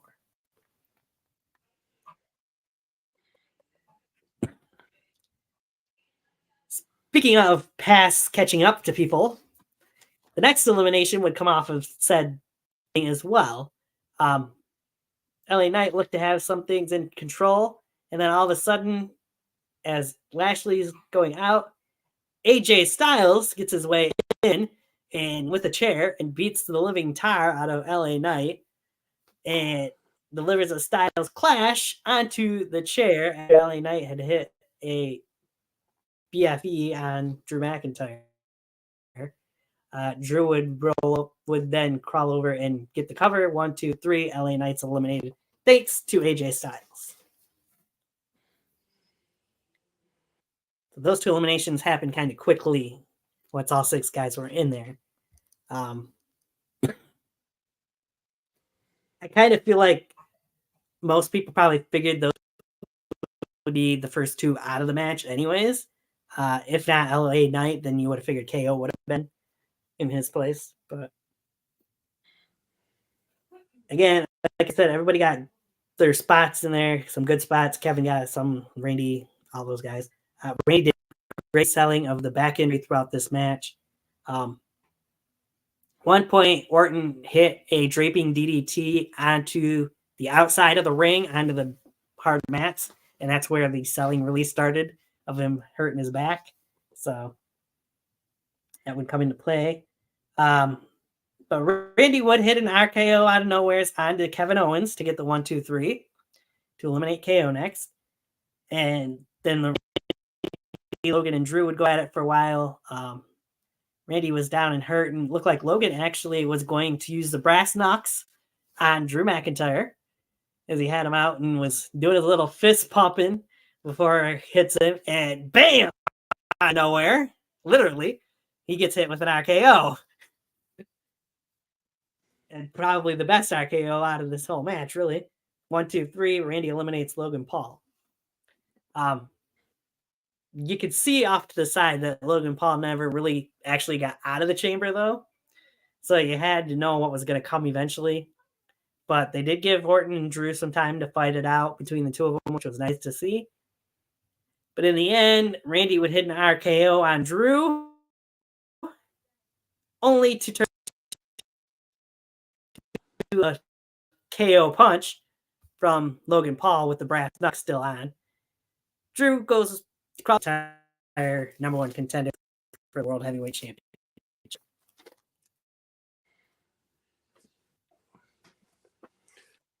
So there's a lot to unpack there. LA Knight looks like he's going to be having a match more than likely with AJ in some way, shape, or form at WrestleMania. And that rivalry continues. Lashley has the final testament to thank for his early. KO still has his issues with Logan.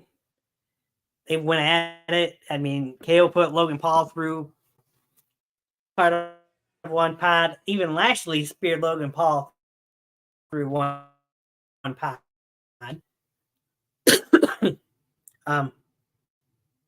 Logan and Orton definitely have issues. Question is it going to be Logan Paul one-on-one with Randy Orton for the U.S. title at WrestleMania? Or is it going to be a triple threat with Kevin Owens involved as well? Well, I watched the press conference and all that. The way I see it, it's going to be a triple threat match. KO, Randy Orton, and Logan Paul for the United States title. I feel like that's the way it's going to come out, and I like it. The one that really shocked me was that, believe me, I love to see AJ Styles, LA Knight, but the way they've been twisting it with Carl Anderson and AJ, that one blew me. That one blew me a different direction because I thought they were going to go to the of the OC. Right. So, yeah, but there was some... Definitely... Looks like AJ and LA are going to pick up.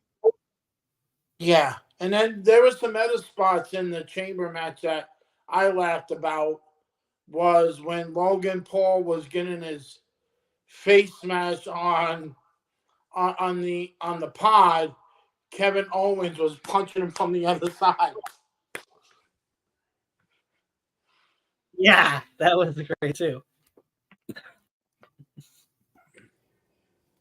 Yeah, it was definitely interesting. The fact that Logan Paul's pod opened and KO helped himself in there and beat up Logan Paul too, and then shut Logan Paul in briefly.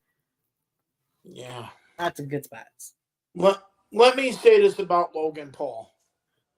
For a guy that has all this, he's a social media icon. He's he has his own drinks, his own podcast. He does all this other stuff. I got to say, for a guy that hasn't wrestled all these years, he impresses me. Right? Oh, no, you won't get an argument from me because I've been on the Logan Paul bandwagon and I've mentioned multiple times in our prediction shows along with these type of shows. Yeah. I've been impressed by everything you can see from Logan Paul. He's a newer still to the sport. He's a young guy, and he definitely is very athletic and proves it in just about every match that he actually has love for this sport. And from what I've heard, well, that was unusual. Yeah. Out and back in. What I've heard, the higher-ups have been really happy with Logan Paul. So I think we're going to be seeing a lot of Logan Paul in the future. I mean, one of the things he said when he just signed his new contract extension was he feels like he needs to put more of his motivation and stuff into his wrestling part as well, not just showing up every once in a while. So I think we're going to get more of Logan Paul as this year keeps going. And then there's another guy. There might be big plans for him. There's another guy I feel like is also good, but he only had 2 matches. Bad Bunny. I don't know why, but I feel like he puts the effort in too. But I know he has his music. Yeah. But for a guy that's a non-wrestler doing a Canadian destroyer and Damian Priest Right? in Puerto Rico, it showed me he really loves this business. Exactly. Yeah, he's definitely learned his craft. All right. From there, they get more videos and more shows stuff of Australia. And then you get Triple H coming out to thank everybody and mention that the attendance record was 52,509. Of course. Now that leading into the main event, as Australia's own Mommy, Rhea Bloody Ripley, defends the WWE Women's World Championship against Nia Jax. So I've heard a lot of good things about this match. I thought it was really good, but it's still a Nia Jax match. I hate to say that, but it was, and it was one of her best matches, I feel like, but still at times it felt really, really slow for a main event.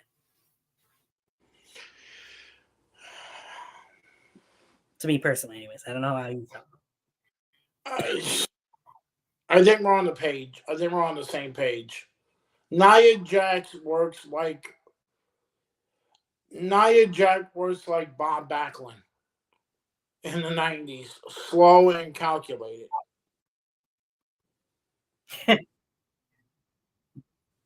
Right. I love Nia. I think she's a great competitor. Probably a good way to put it. But goddamn, can you make your matches? You're a beast. You could go in the same notchalada as Bam Bam Bigelow or King Kong Bundy.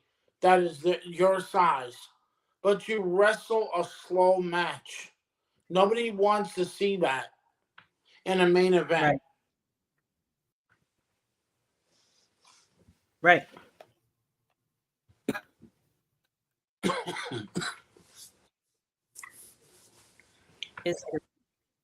Oh.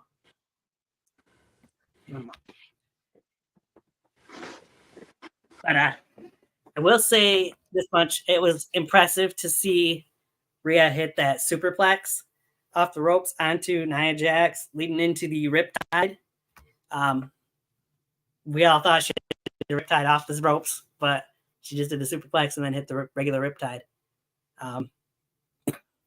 Great to see her get that moment with her family to celebrate after the match, and have that moment there in her home country, of course, of Australia.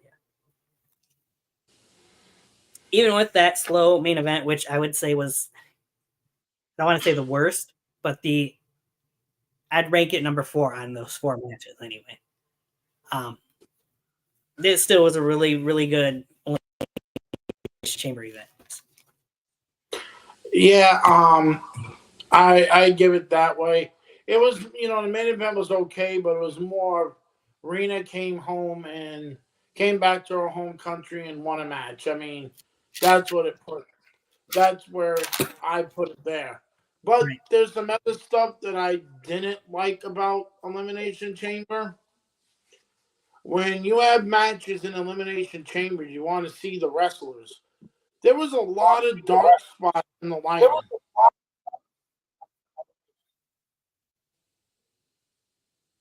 Yeah, at times I guess there was. Did we forgot one that, we're not going to talk about because that tag team title match with the Kabuki Warriors in the way.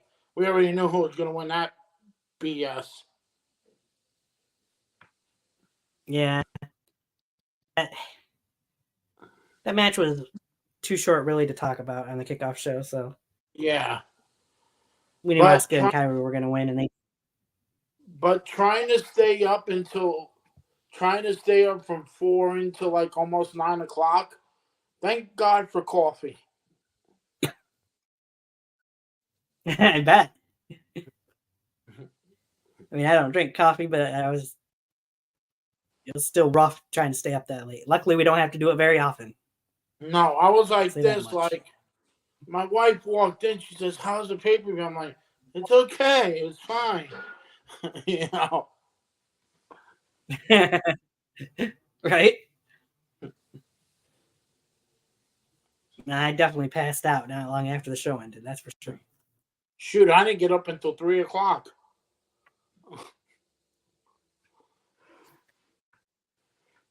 Yeah, I think I got up 3 or 4, one or the other. Yeah, somebody said you slept too long. Well, have you ever watched a pay-per-view at 4:00 in the morning? No. Right? Exactly. Until almost 9. All right. Move on to Monday Night Raw. Which we could technically leave this and do this later, but we'll just do it now and get it out of the way. We'll just have SmackDown, and maybe next weekend we'll do all of this upcoming week with it. That's Since we're fine here with me. anyway. All right. So we kick off the show. Dominic and Rhea in the ring to brag about how Rhea won at Elimination Chamber, still Women's World Champion. She's going to WrestleMania. They get interrupted by the man, Becky Lynch, who proceeds to call Dom a little kumquat and tells Dom that if his mommy won't do it, the man will put him in his place. Which Rhea, of course, tells Becky that nobody talks to her Latino heat like that.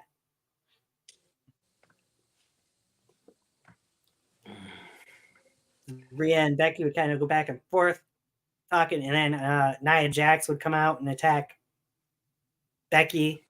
Looked like she was going to squash Becky, but Adam Pearce and referees agents came out and pulled Becky out of harm's way. Adam told Nia that she was going to be fine, and she was going to be fine even double if she didn't stop with the attacks. Which, about time, Adam Pearce actually threw his weight around a little bit as the general manager. Instead of just letting people run roughshod all the time.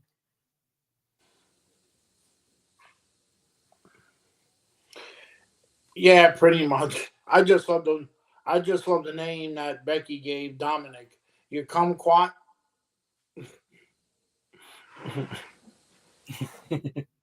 Yeah, that was the great part. Of course, afterwards, Jackie Redmond tries to catch up with Nia to get a word from her, and Nia just says, "What I did to Becky and was about to do to her is going to be 10 times worse than what I do to Liv Morgan later tonight." And we got Sami Zayn versus Shinsuke Nakamura in a rematch from 2 weeks ago. This match was, again, really, really good, as these two never have a bad match, in my opinion. At least this time, though, we actually got a finish to it instead of having a distraction to lead to the finish. And Sami actually picked up a win after, I think I seen like 10 or 12 losses in a row. Damn. Yeah, I didn't realize it's been that long of a losing streak. He pulled the Barry Horowitz. Yeah, exactly.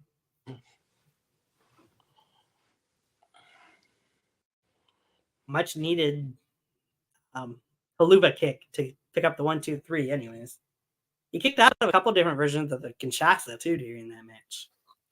A version of it off the ropes, and then one of the regular ones, just about. So good for Sami. All right. Go from there. You got the preview video for the streak fight later on. The Punk video talking about 2K24 and how he's going to be one of the extra Downloadable characters, packs or whatever you want to call it. And then and you got a little segment from Chelsea Green. as she claims that if it wasn't for Raquel Rodriguez being the surprise entrant in last week's Battle Royal, she would have won the Battle Royal. She would have won an Elimination Chamber. Going to WrestleMania. Leading into her match with which of course was mostly one-sided, and Raquel would pick up the win as you would expect in that situation. But let's Still talk nice to about- see Chelsea getting a little bit of spotlight, even though I do question. Let's talk ahead. about Let's talk about what? let's talk about doing the match. Michael Cole's version. Michael Cole. Right? Yeah, him and Pat going back and about that. Just leave the introductions to Savannah, yeah. wow, I just drew a blank on her name. Samantha Irving, yeah. Yeah, Leave the introduction to Samantha. Yeah, Samantha, yeah. Just leave it to her because you suck, Michael Cole. Right.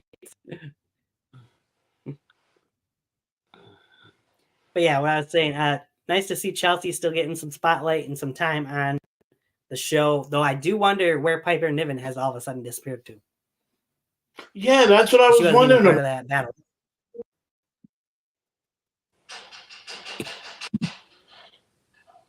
We both. I don't know if she's injured again or what's going on with that.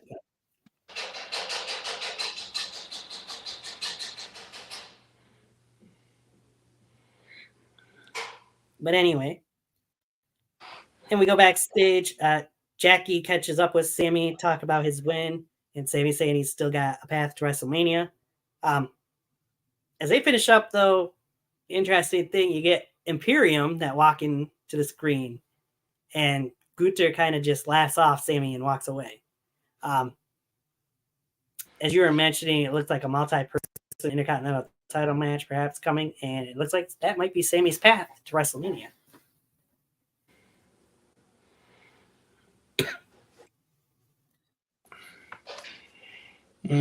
From there, we go on.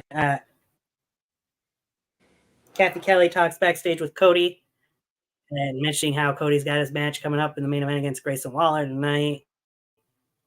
And yeah, that's pretty much the main part of that. And then Imperium come out to the ring as they will be in a tag team match, but first Gunther's got some words to have and talks about how he's still the Intercontinental Champion, but he doesn't have a match yet for WrestleMania, so he wants to know who will be stepping up to challenge for the Intercontinental Championship at WrestleMania. Which brings out, unexpectedly, the Judgment Day after he mentioned something about R-Truth.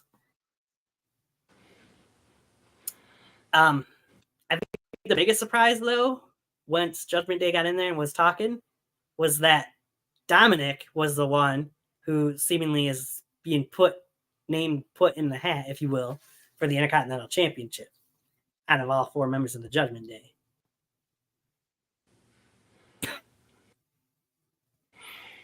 At first, it looked like Priest, but in the end, it sounds like Dominic will be the one. I was surprised it was not JD. You know, that if you look right now, right? You know, three of the five members of Judgment Day already have matches, not announced, but it's already been set. You know, you got Rena, you got Ripley going up, Mommy going up against the Man, and then you got okay. Yeah. Yep.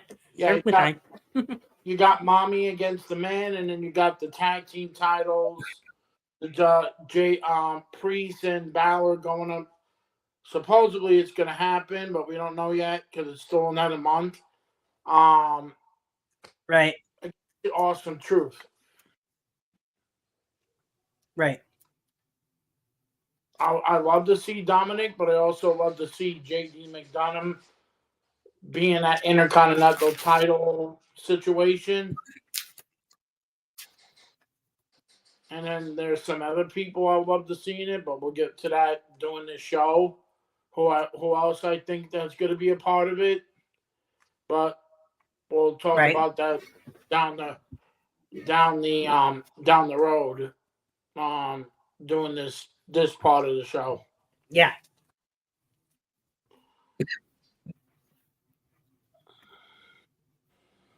All right. Yeah, I would say JD actually got a victory last in a singles match, whereas Dom lost his qualifying match for the Elimination Chamber. So to me, JD more so should be in the conversation for the IC title. But if wins and losses mattered anyway.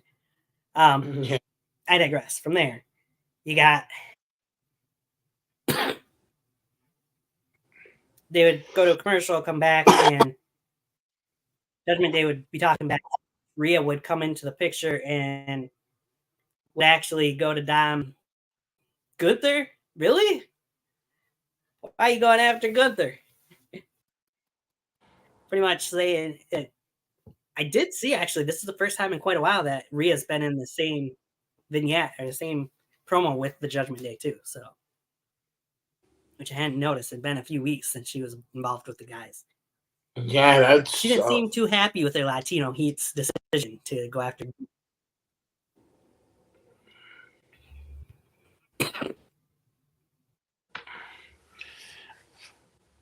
What has it been? 4 weeks Now, since she. What has it been? 4 weeks since she was in the last promo with them. I think so, something like that. Yeah. If not longer. I mean, she walked away after talking to Dom about that. Dominic walks away, but they pan over and Dom meets up with Andrade and has a little conversation between the two of them. And Andrade mentioned that he's going to have his return match, it sounded like, next week on Raw. I wasn't sure if he said against Dom or if it was somebody else that it's supposed to be against, but I have a feeling with that interaction, perhaps Dom and Andrade both will be part of the Intercontinental Championship match.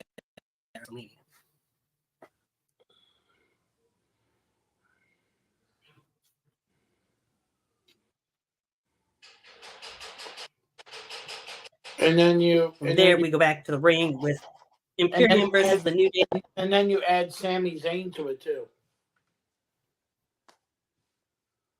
Yeah. We go back to the ring for the street fight between Imperium and New Day, which,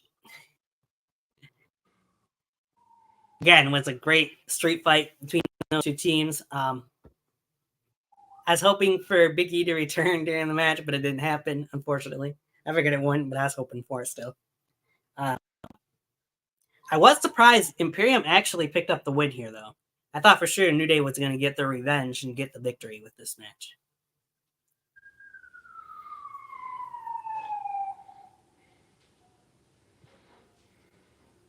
But Imperium did manage to sneak out the victory with Kaiser pinning Woods.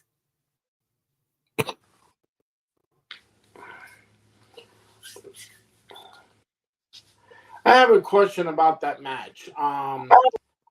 Commentating Michael Cole and, Pat McAfee saying that this feud had been going on for 2 years. Where the hell did they get that? Because I feel like this feud has been going on for 2 months. I think it goes back. It started when those two members, Kaiser and Vinci, debuted on SmackDown along with Gunther. Because if you remember right, Gunther was kind of there for a little bit before the other two guys came in. I believe their first rivalry was with the New Day. Okay. So that's where he's going back to. Yeah, I was trying to figure out. I'm like, what? I mean, it's not 2 years. That's the longest ass rivalry I ever saw in WWE.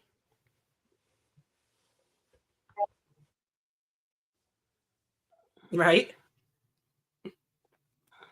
That's for sure. Been an off and on rivalry for that long. I mean, if they want to go that route, the New Day and Usos rivalry was longer than that. So yeah.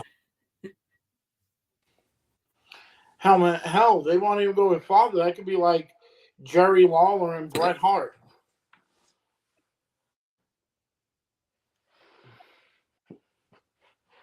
Yeah. After that street fight, though, really good street fight. They get a video of Grace Waller, and then Adam Pearce backstage on the phone talking to Bronson Reed, who is, of course, wanting his name in the hat for the Intercontinental Championship as well. Pearce congratulating him on the birth of his son, and says that they'll have to talk about it. He's got a lot to consider when it comes to the IC title. In comes Chad Gable, who mentions it's not just about the title. This is personal for him because the last time he faced Gunther was in his hometown. His daughter was sitting front row, and his daughter was in tears after Gunther had beaten Gable. So it means a lot more than just a championship to Gable. So there's two more names to throw in the hat for the Intercontinental Championship, Reed and Gable.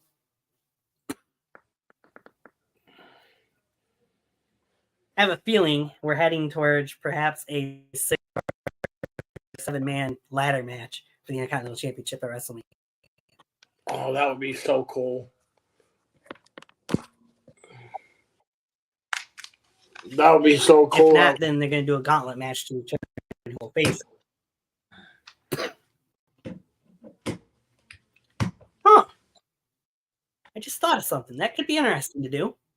What if they decide to throw all these guys that are involved in the Intercontinental title picture right now into a gauntlet match on night 1 of WrestleMania, and then the winner has to face Gunther for the Intercontinental Championship on night 2? I do like that because this is supposed to be called the biggest WrestleMania of all time. Yeah, I would love that. Right. I would love that.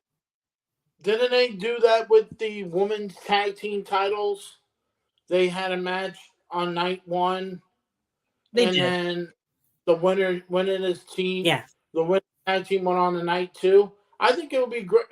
Please don't do it with the women's tag team titles, but do it with the Intercontinental title.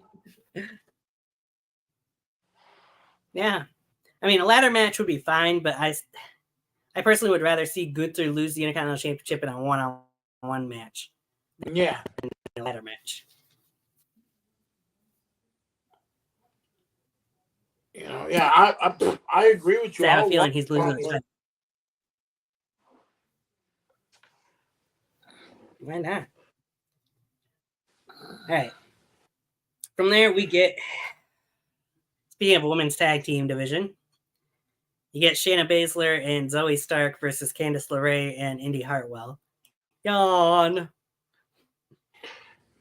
Sorry, but again, this tag team division just needs to not exist. Shayna gets the win with the Kirifuda clutch to Indy. That's pretty much all there is to it. I mean, they complained because Indy and Candice got the tag team title shot that Shayna and Zoe technically should have had, which is they're right. They should have gotten it before Candice and Indy did, but who cares, honestly, at this point.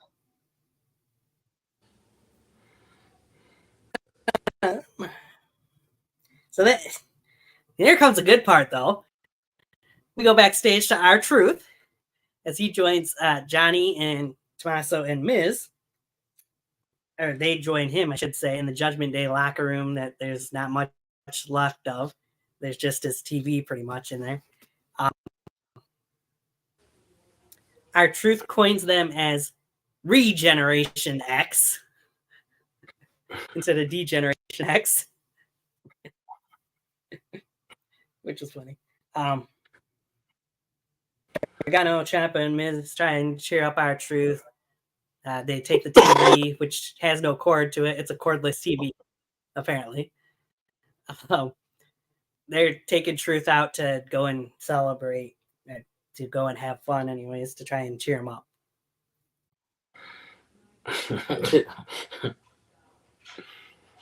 No.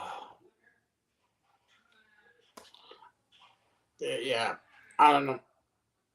Yeah. Oh my God. Don't know what else to say, right? Yeah, I don't know what to say. It's R-Truth with a cordless TV. I'm like, okay.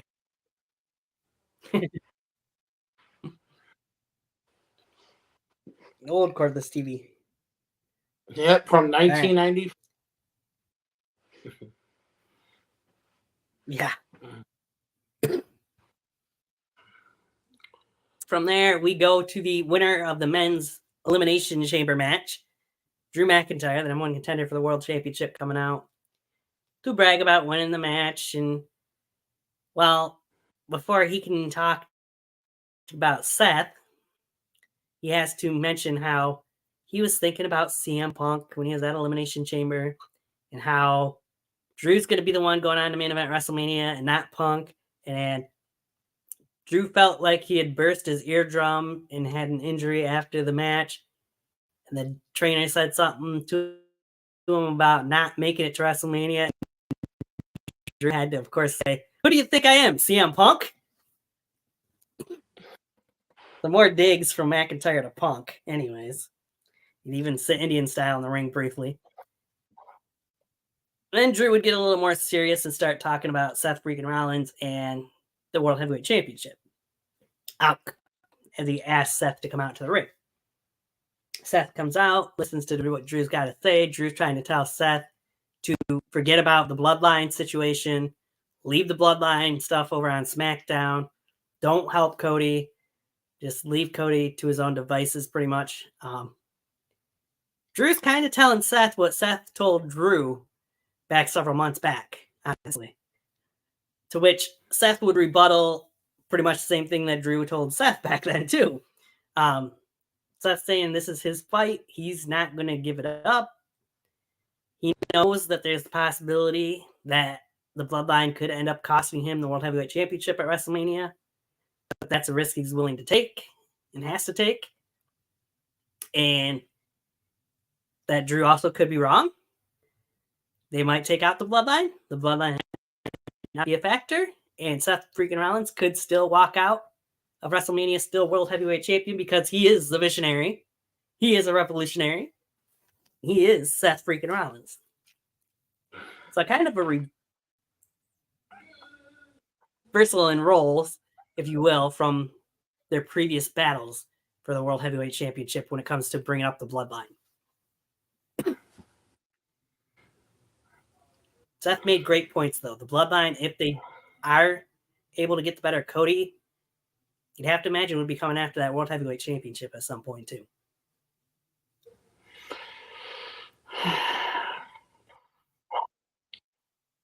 Yeah, I thought the promo was excellent from both guys.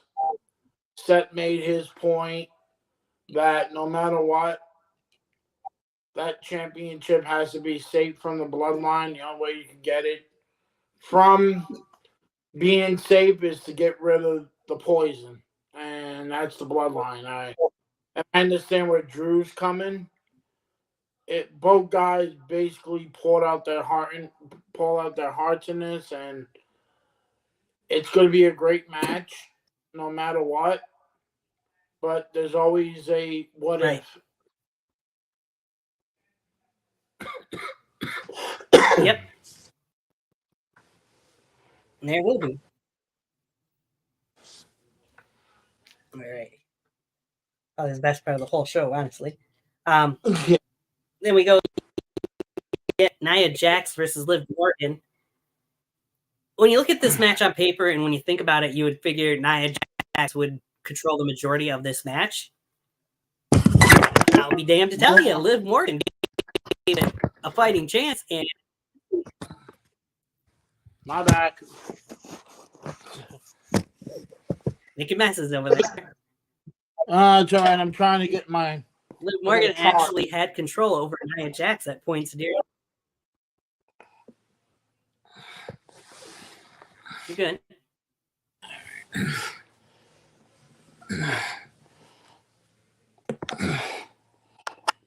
I know we're getting close to the hour mark again, so.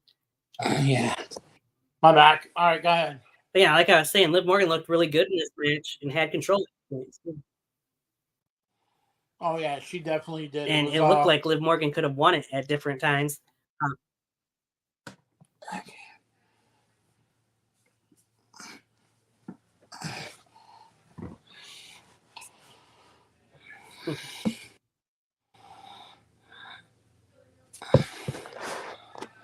But in the end, they were fighting outside the ring, and that's when Becky Lynch would come back in, cost the disqualification as she went after Nia, and Liv was not happy about it at all, but Becky would get the better of Nia Jax for now. Yeah, like I said, it looked like Liv won the match at time, which was unexpected to me anyway. No, I actually agree with you. I thought it was a great match for a Nia Jax match, but Liv actually made it look.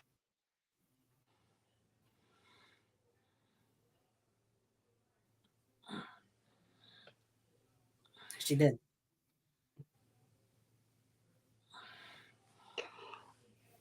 It'd be interesting to see where they go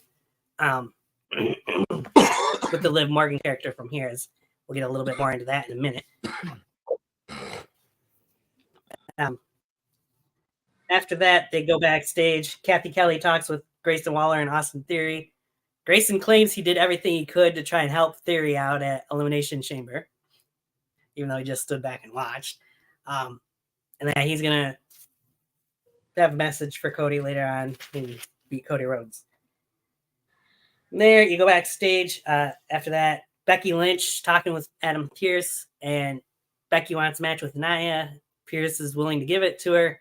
Next week, it'll be Becky Lynch one-on-one with Jax. In comes Liv Morgan, who is very pissed off at Becky Lynch for getting involved in the match and was not happy at all with Becky, thinking everything's got to be about her. Pretty much was the gist of that. So I'm thinking maybe we're going to end up getting a Liv Morgan heel turn out of all this sooner rather than later.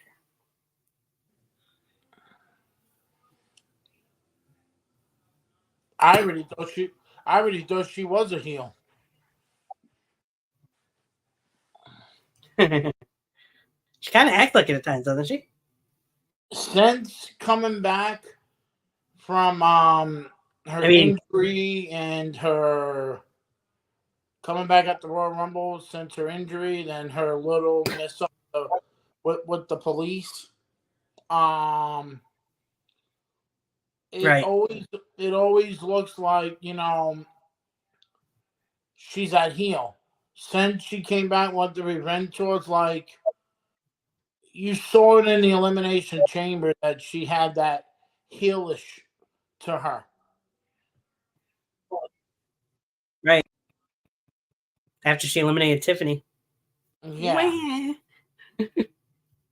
And then what I'm feeling is that maybe,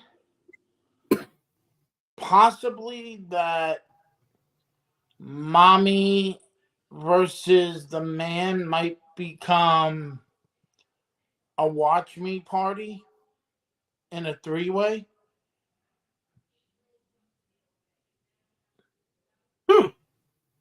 Maybe. How we get there, we'll have to wait and see. But yeah, stranger things have happened. Yeah.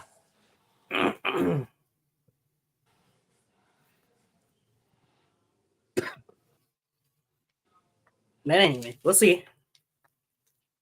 Got a long ways till WrestleMania still. Yep. Hell. All right, then we go back. They go over to tomorrow will make it a month. What's that? Tomorrow will make it a month. A month away before WrestleMania. Tomorrow will be March 1st. We'll be a month away until WrestleMania. 36 days. Yeah, that's 36 amazing. days. It's not on April 1st. Yeah, that is so. It amazes me how fast it's coming up. I know, right? WrestleMania season always seems to go by quick. Yeah. All right. And we go backstage. Jackie catches up with Jey Uso, talking about the Intercontinental title match and how things have turned out. Jay saying it's always Jimmy costing him his matches. in comes Drew, who says that he feels bad for Jay, but he would feel bad for Jay, but Jay deserves everything he's getting. And that leads to a brawl between the two. Referees and officials have to pull them apart, which will lead to a match between main event Jey Uso and Drew McIntyre next week. So then we go into our main event. You got Grayson Waller one-on-one with the American Nightmare, Cody Rhodes. I was kind of expecting Drew to get involved in this, but he did not, surprisingly.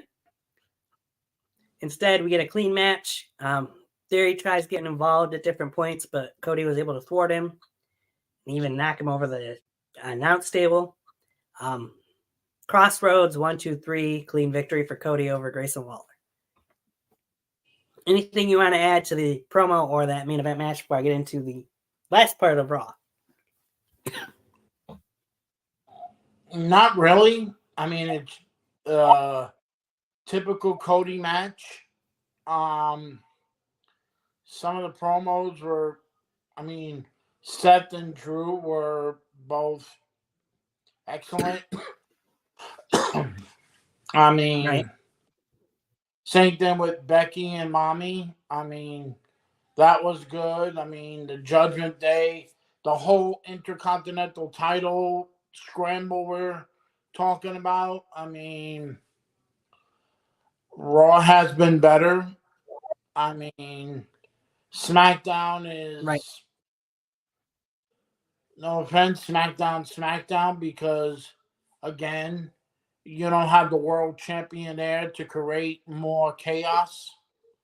It's just Logan Paul and tag team title.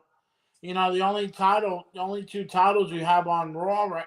3 titles you have on SmackDown are basically the women's title and the women's tag team titles. The rest are basically with guys that are part-timers.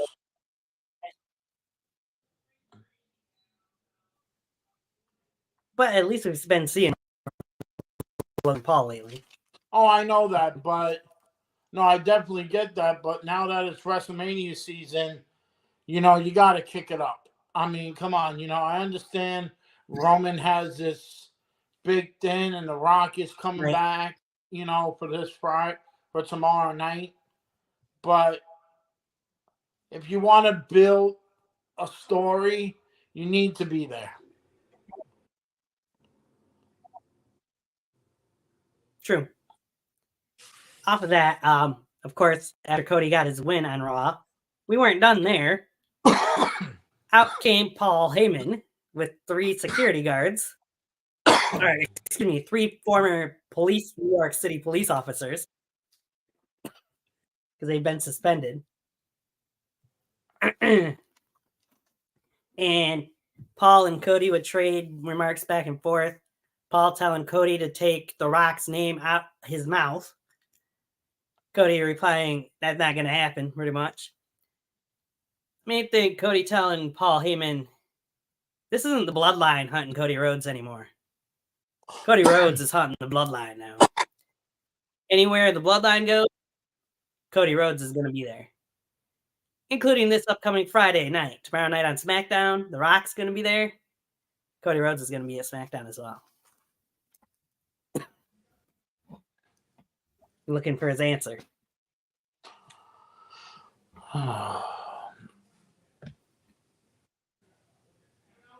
Yeah, I can't wait to see that. Oh, I'm ready to see what's happen. What happened tomorrow night? It's gonna be awesome.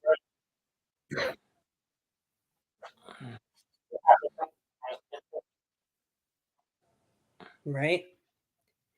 Well, it's going to be 3 weeks in a row that Cody Rhodes and The Rock are both supposed to be on SmackDown. So we'll see how that goes. A really good episode of Monday Night Raw for the follow-up episode after Elimination Chamber. But we should give it up to one of the security guards that took a chair right to the face. Holy crap! I know, right? Of course, one of those security guards was AJ Kirsch. He did the voiceover of Buzz back in WWE 2K19. So he's done my a couple God, is other that who things that was? with the 2K games as well. Yeah. He was Do we know who the other one of the two are? white guys, not the scrawny one, or not the big one. I mean, but I don't know who the other two were for sure. The scrawny black guy, he looked a little bit familiar, but I wasn't sure who he was. And that Cody was able to manhandle easily. And then the big guy, I have no idea who he was either, for sure. Almost done. But I follow AJ Kershaw on social media, so that's how I knew he was. Was that the big guy? Was that the red? Was that the white guy that was behind Paul Heyman?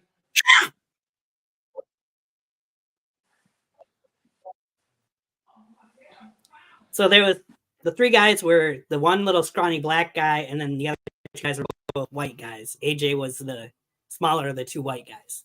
Okay. My God, Buzz. I haven't heard that name since the video game. 2K19. Yeah. So he's had a lot to do with the other two games too.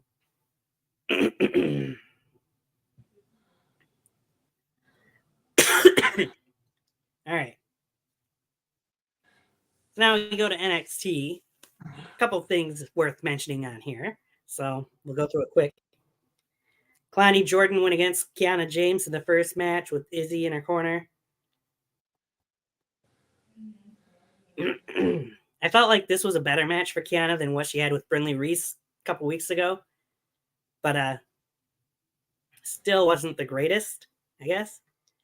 Kiana would pick up the win with a little help from Izzy.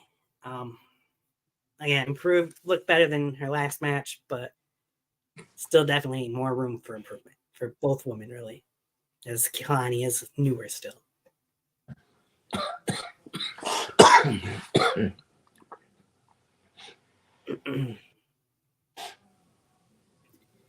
And then you got the Good Brothers versus Malik Blade and Idris and Afi. I thought Idris and Malik looked really good in this tag team match for going against two veterans like Gallows and Anderson.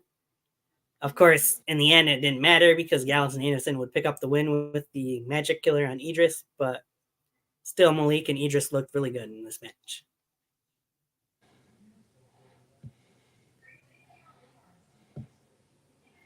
All right. Anything you want to add, just let me know and I'll stop. But No. you got Roxanne Perez versus Jakara Jackson with the last legend in her corner. Roxanne would pick up the win, as you'd figure, but she got it with the crossface instead of the pop rocks. Got the submission victory. I see. I don't remember where exactly that happened, so I'm just going to go. I see. I definitely see a heel turn for Roxanne Perez because she's starting to whine about stuff. Right. There she is. All right. From there, you got Dijak versus Luca Crucifino. Dijak would pick up the win. After the match, Joe Gacy, of course, would break free of part of his imprisonment, if you will, and still had the jacket on, but had an arm free. Was going after Dijak. They'll meet in an asylum match next week at Heatwave. Or not Heatwave, but Roadblock. Where is it? Heatwave. Roadblock, yeah, that's what I meant. Roadblock. I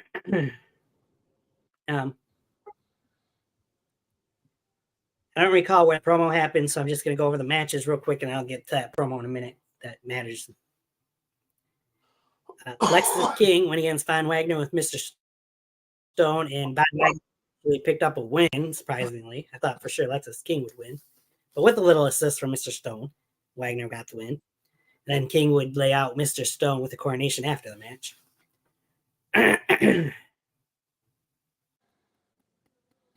Gigi Dolan would go against Jada Parker, and Ariana Grace would get involved and cost Gigi the match.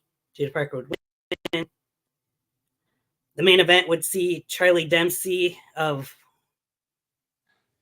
the Heritage Cup. Charlie Dempsey would pick up the win, 2-1 with a little help. New Heritage Cup champion.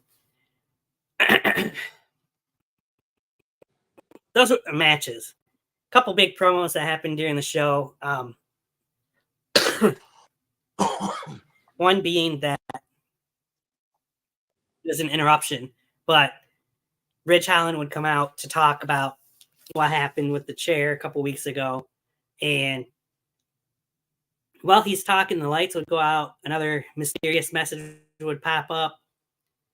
And then, bam, from behind, he gets nailed with a chair. You see the silhouette of the guy. He pulls down the hood. Shawn Spears has returned to NXT as Shawn Spears, not Ty Dillinger. The chairman, Shawn Spears, is now in NXT. It was behind those messages all along. We had our theories of who it could be. I had even recently seen that Bo Dallas could have been the one behind those. So seeing Shawn Spears as the one that actually was definitely threw me for a loop. I had no idea he was even considering returning to WWE.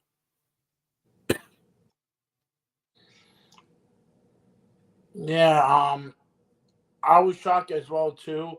And yes, like you said, thank God he didn't go back to the perfect 10. And he came back as, Shawn Spears, because he had more success as that. And it's good to see. And I feel like people that are associated with Cody are going to come to WWE. Right. I feel like the next one maybe will be Absolute Ricky Starks, because they're what? Probably. They grew up together, basically. They grew up together. Pretty much, they went to school together. So that'd be nice to see that. But it's great to see Shawn Spears home. And even his wife actually said it too. Home sweet home on X. Right. So it's good to see him back, and hopefully he could create some magic in NXT.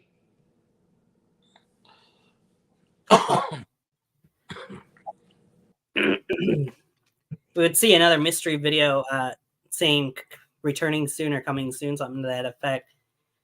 It's pretty much going to be Sol Ruka, because it was the same waves and stuff that was used for her vignettes leading to her debut. Yeah. Looks like she's going to be returning next week at Roadblock, nonetheless. So that brings me to what happened at the end of the show. We can talk more. Well, let's get to the other part first. The Good Brothers were talking backstage or outside, whichever it was, about how they're back in NXT to win tag team gold. Breaker and Corbin came in. They had their sparring back and forth between them. That is the match I feel like is going to be happening for the tag team titles at Stand and Deliver the night before, or the day of WrestleMania Night 1.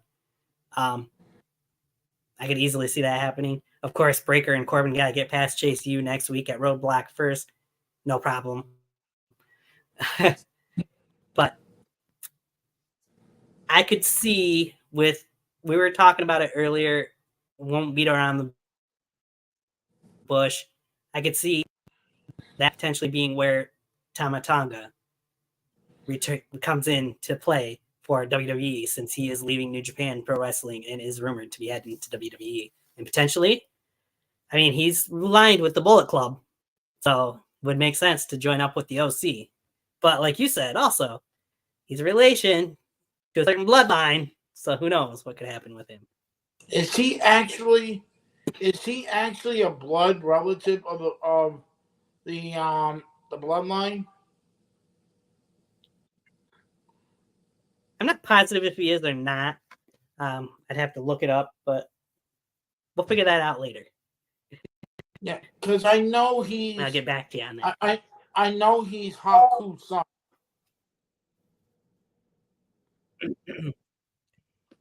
Yeah, I believe he's like a distant cousin then to Roman Usos, but I don't know how exactly all that bloodline family stuff works out. So it's a big family, so it is. Right. That brings us into what happened at the end of the show, though. Early on in the show, Ilya called out Carmelo because he wanted to talk to Carmelo Hayes about what had happened with Trick Williams and all that. Carmelo told Ilya, go to the back, talk to Ava, get yourself a contract for an NXT title match, then we can talk. So we get to the final part of the show. Ilya's out there, Ava's out there with the contract. Melo's out there. It sounds like we're going to get Melo versus Ilya Dragunov at Roadblock for the NXT Championship. But before we can put pen to paper, here comes the Don of NXT, Tony D'Angelo, who proceeds to dismiss Carmelo's security guards with just a snap of the finger and takes over moderating this promo, if you will, this contract signing. But Tony would bring up some great points here.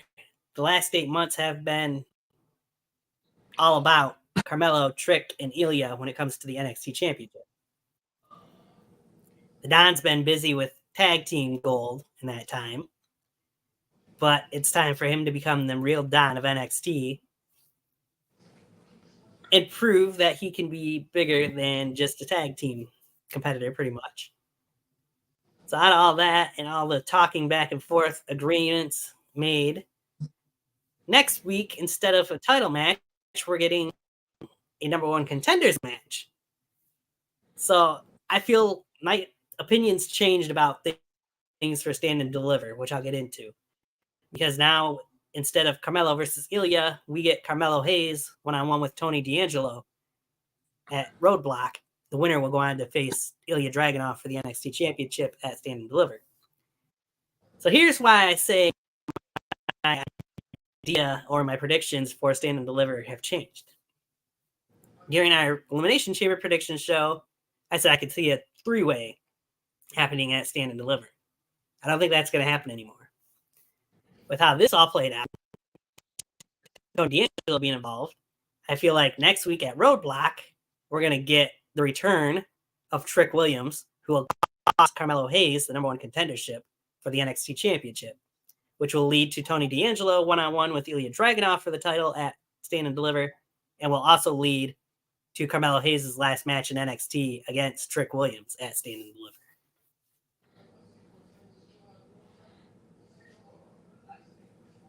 Shit, I was going to say that Where too. Trick will get his payback out. Yeah? Took it right away from you, huh? Damn.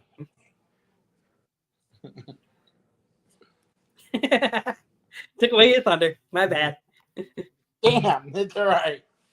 No, because if you go into the promo with Elio, he says, Mello, we're going to whoop that Mello. He's basically telling Mello, yeah, next week at Roadblock, your ass is going to be whooped by Trick. Right? Kind of in a way. And I know this is going to sound weird, but I do love Elio as the NXT champion. But I would love to see Tony D'Angelo, the Don of NXT, becomes the NXT champion. That would be nice. Because I feel like it's time for Elio to go up to the main roster at WrestleMania.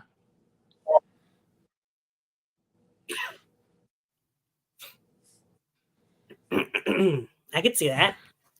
I mean, I'm sure there will be a draft at some point in time after WrestleMania again, like there was last year. So, Because I feel like the first feud when Elio ever comes up, his first feud should be with Gunther or Pete Dunne.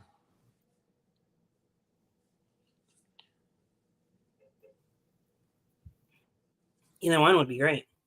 Yeah. I know. All right. That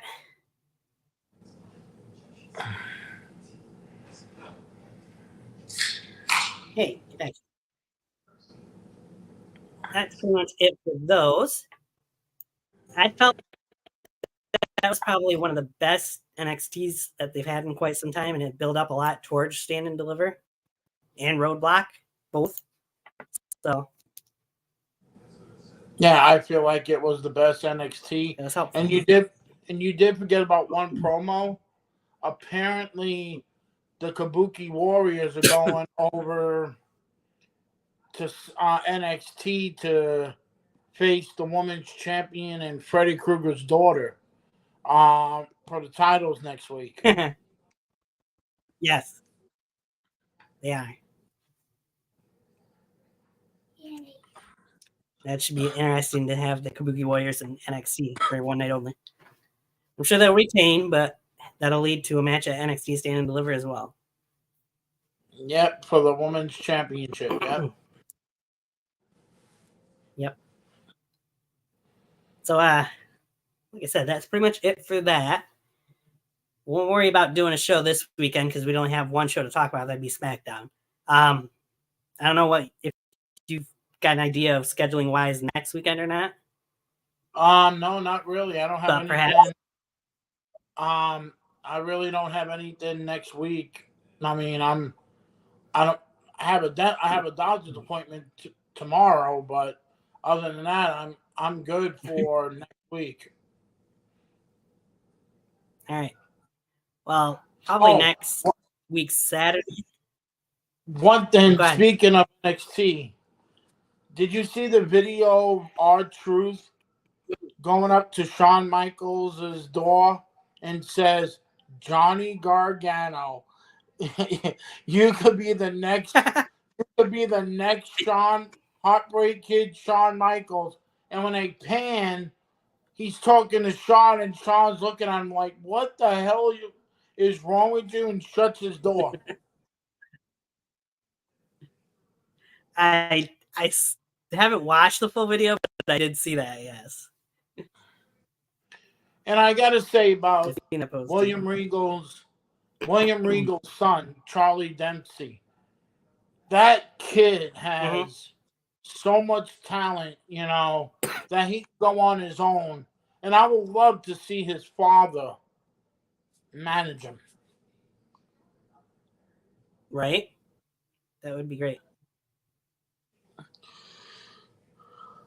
It'd be nice to see William Regal involved somehow again. Yeah.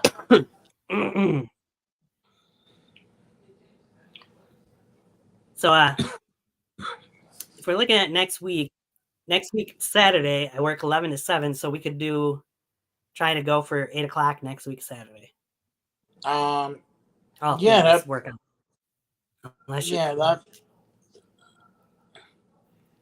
Hold on, let me just look at my calendar for a minute. Yeah, that will be what March 9th. Yeah. Yeah, I'm not doing anything because my friend has gathering that day. So yeah, that'll be good. Yeah, we'll plan on that then. Yeah. If I cared about AEW that much, I'd do a prediction show this weekend. But I mean, we already know what. Yeah, I saw last night when Ric Flair tried to throw a punch.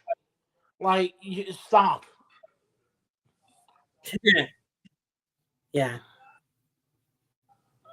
He needs to just quit trying to be hitting people and chopping people.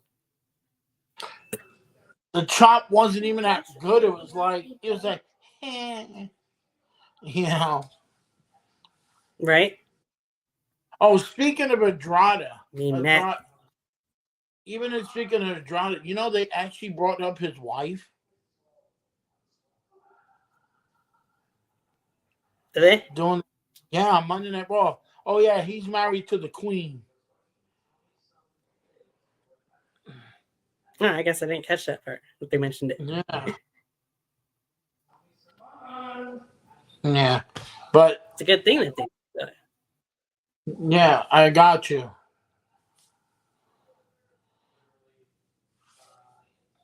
Okay.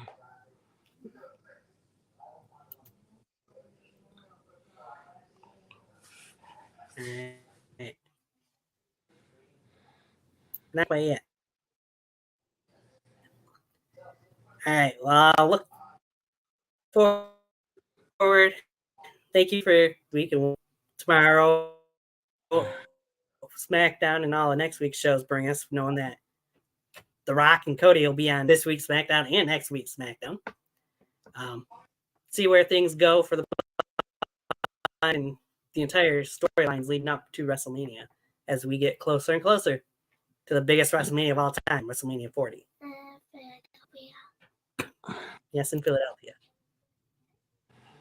All right. That we'll close out the show, and we will catch you guys next time.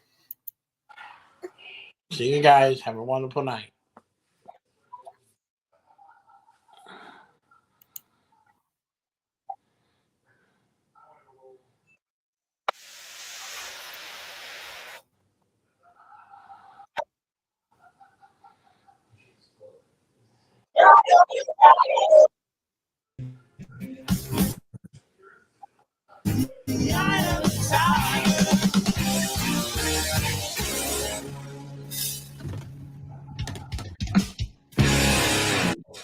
I'm going to try that again because I see it didn't pop up there.